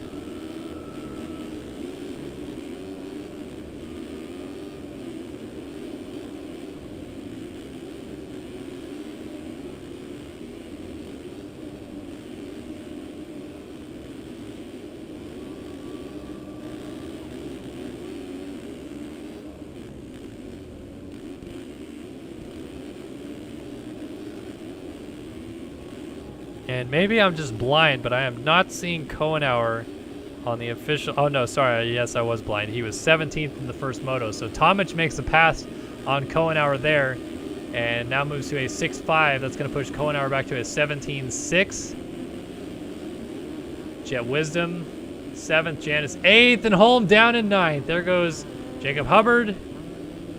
Holm slips back to 10th and stays there. Wow, everybody was really close together, and suddenly when Holm goes down, no one's even close. So Smith, coming from 11th there, now going to be on the back of Holm, but not quite close enough to do anything about it. So interesting sequence of events right there. Trying to keep tabs on whether or not the lead is coming down at all. 8.9. 39.3 to a 40.3, so a second gain last time by for Gebhardt. Leclerc is in lap traffic, so it could be coming into play a little bit here, but still just solid effort out of Gebhardt here late in the moto. It's 9 seconds back to Lang, 12 seconds back to Magnetti, 5 seconds back to Tomic. Top 5 pretty well separated here. Kohenauer 2 seconds back, then you got Janis 11 back to him. Hubbard's closing on Janis. Wisdom and Hubbard side by side through the gully, and Hubbard launches up to the top of the hill. Wisdom trying to fight back on the inside. Hubbard somehow, some way kept it on the track right there, and is all over Janis now. So great 3-rider battle here. Janis, Hubbard, and Wisdom going down the hill together, and oh man, Jet Wisdom yards it off the track right there. Big crash for him. Holm goes by with Smith on his tail. Anybody else going to sneak on through as Wisdom gets it back on the track? And not quite. Casey Ohlert was just not there fast enough. Then you got Braden Castellaneta, Austin Bear. Good rides out of them. Trent Adams, Caleb Hall, Jerome Gobbo, Chase Donovan, Ethan Parks, and I believe Dennis Fjellberg is in the final points paying position right now. Yes, he is, and he is also about to be put a lap down. So back up to Leclerc real quick if we can. And Gebhardt gap, let's see, 7.3, 38.3 last time by to a 39.8. So a second and a half better, and Leclerc about to catch points to put a lap down. So that is another situation he'll have to deal with, because those guys in those points paying positions, they do not want to move out of the way too much. You're in a position to gain valuable championship points. You're putting a good moto together. You don't want to lose out time on either competitors in front of you or behind you, so you're a little bit more stubborn to move out of the way when you're scoring good points. And Leclerc will soon face the wrath of that. Gebhardt finally worked his way through that group of lap traffic that he just caught before this lap had started.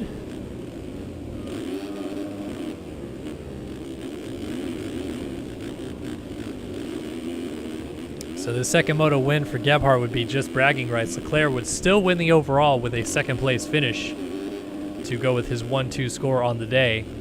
Gebhardt going 7-1, not enough to get it done. But still, Gebhardt wants to make it happen. And Leclerc, big slide out coming down the hill. Lengthy one as well, because it's going down for a while. Gebhardt almost through the front door. Goodness gracious. 39.7 though for him, 43.7 for Leclerc. So 4 seconds gained on that last lap alone, and it is coming down. And Leclerc hung up on the wall. Leclerc is down. Leclerc has gone down with the lead on the back side of the wall jump right there. And a change out front. Gebhardt has taken over the race lead with 6 minutes and 2 laps to go.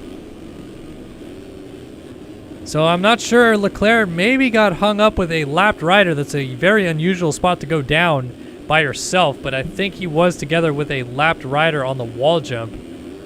So interesting scenario there. Costs Leclerc the race lead. Doesn't cost him the overall yet, but now certainly a bit of a different dynamic with Lang closing up behind him. You still have Magnetti within earshot of that.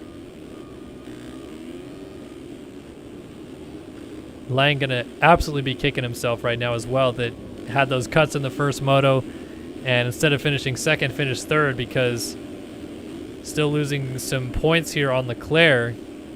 As it stands right now, Lang, who I believe entered the championship today 5 points up, is actually going to lose 7 points to Leclerc as it runs. But there's still obviously some things that could change in the latter stages of this race before we get to the checkered flag.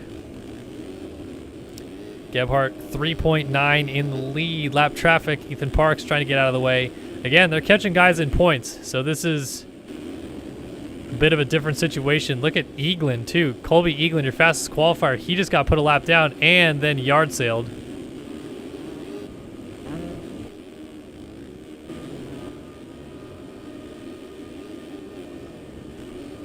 There's a battle brewing between Jeremy Cohenauer and Matthias Janis. Is this for 8th, I believe? Yes, 8th. Cohenauer is in. Janis is in 9th.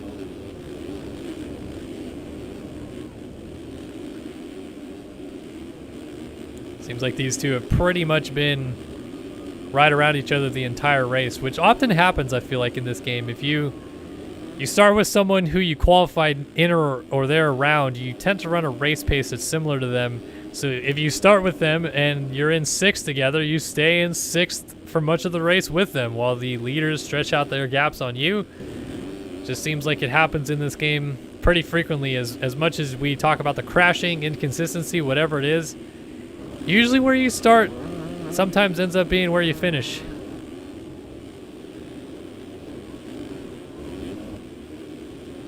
Cohenauer just got around Janis as well.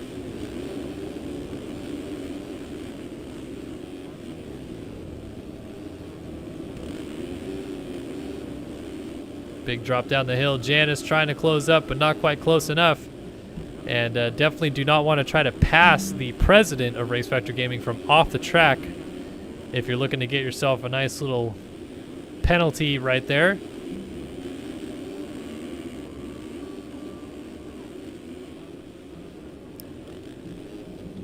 to the top of the hill, now dropping down. Still a good battle between these two. It feels like just because Kohenauer is ahead of him, it's not over. So he jumped down the hill. And Kohenauer down. Janice is going to go by. That landing in corner has been treacherous all day long. There is Hubbard. Holm trying to fight up the inside as well. 3 different lines. How does it play out? Holm around the outside gets Kohenauer and shuts the door on him as well. So Holm's still working on Hubbard just ahead of him. And I think this has now turned into a battle for 8th again, right? Or, no, I'm sorry, 7th. So, wow, things have kind of flipped around here. Did we miss someone going down? I feel like someone was in the mix here. Kohenauer just went down in 9th. Anyway, Hubbard is in 7th, and Holm is trying to get around him.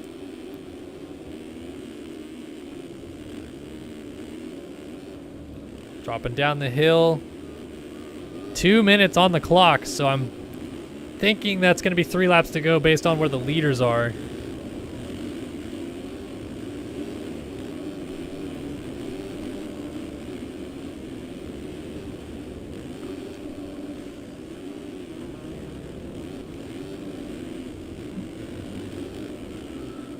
Hubbard and Holm in the midst of a tremendous battle, though. Holm trying an inside move. Hubbard outside to in himself. Cuts back underneath. Does Holm. Does he go inside here at the bottom of the hill? It's been rough to make that inside work all day long, and Hubbard just uses the outside to power around. Closing stages of the MXS Grand Prix of Russia here at Orlyonok, as Leclerc looks to win the overall, but Gebhardt looks to win the race. These guys continuing to fight each other. How about this? Tyron Tomic has caught up to Luke Magnetti. So Magnetti, who was quietly running in this 4th place for much of this second moto, has been caught by the Aussie sensation himself, Tomic, and Magnetti goes down. So Tomic through into 4th. Slew of lapped riders scoot around, and Magnetti picks himself back up in 5th. So Janice 6th, Hubbard 7th, Holm is 8th, Jeremy Smith 9th, and Ollert is in 10th. Kohenauer right behind him in 11th. Then Jet Wisdom and Trent Adams back here as well. So mixed bag throughout the field. Lang has lost a lot of ground to Leclerc, so he's pretty much locked in for 3rd. He's going to go 3-3 on the day. But Gebhardt, look at this. Trying that jump down to the inside of the corner like we were talking about earlier on tonight. Time just expired, so 2-lap board about to come out. Oh, Gebhardt. He's just messing around now, I guess, huh? Did he just disconnect? Walter Gebhardt, with the race lead and 2 laps to go, has disconnected from the race. I am confusion. It's, I guess, typical of Gebhardt, though. We have seen antics like that before, and instead of Gebhardt winning the second moto, which he was certainly on his way to doing, he has gifted Leclerc the 1-1 on the day, because Leclerc has a 20-second lead on Lang. Wow, that's just so strange.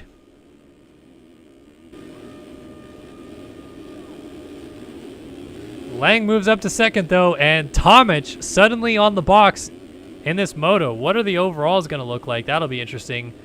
So Leclerc goes 1-1. Lang goes 3-2 for 2nd, no doubt about that. Tomic looking at a 6-3. Magnetti a 4-4. So Magnetti will still get Tomic by a single point, I think. With that 4-4 performance to finish up in 3rd on the podium, depending on where Adam Holm gets to, I suppose. Holm with a 2nd right now in the first moto. Now up to 6th. You know, 2-6 versus 4-4. Do my quick maths. 6 is 15 seconds. You got 22, so you got 37 points. Magnetti with a 4-4, though, is getting 36 points. So actually, Holm is in a position to get 3rd overall in the GP with a 2-6.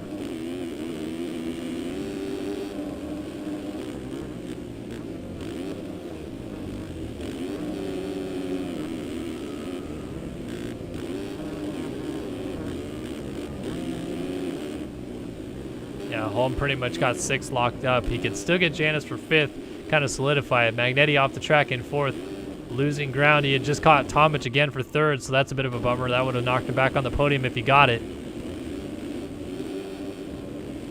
And Leclerc takes the white flag out front. So valuable championship points for Leclerc, and honestly, I think Lang is going to be disappointed with this because had he finished 3rd and Leclerc finished 2nd in this moto, it would have been a 2-point swing instead of a 3-point swing, which it is now. So Leclerc gaining 8 points on the day versus Lang.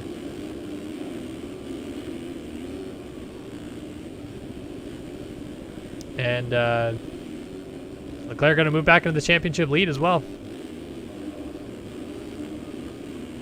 So the king of the outdoors, if you will, we got to start coming up with some name for him because 4-time Race Factor Gaming National Champion. He's won the Race Factor Gaming Grand Prix Championship as well, but he's also a former MX1 World Champion in MXS EMF. So I think he's actually a 2-time World Motocross Champion on a 450 and a 4-time Race Factor Gaming National Champion on a 450, which nobody else has ever done. Jesse Mullins did it 3 times, and nobody else besides Leclerc and Mullins have done it twice.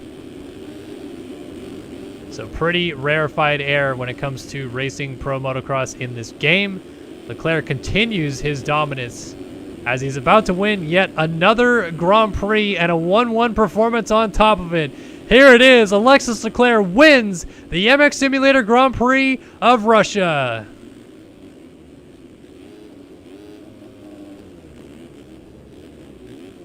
Lang will come through and pick up 2nd in this race. Tomic and Magnetti still disputing 3rd in this one, which would be 3rd for Magnetti on the podium. Oh, Janice down, and Adam Holm is going to go by, so it doesn't make a difference, and Magnetti's going to go down anyway. So Tomic going to get 3rd in this moto. He will be stoked with that. A 6-3 performance on the day for him. Strong ride. No question about it for the Australian. And Magnetti picks himself back up. But Adam Holm with a 2.5 will finish 3rd overall on the box today, behind Leclerc's 1.1 and Lang's 3.2. Magnetti's 4.4 is not going to be enough to land on the podium. Instead, it will go to this man who, how about this?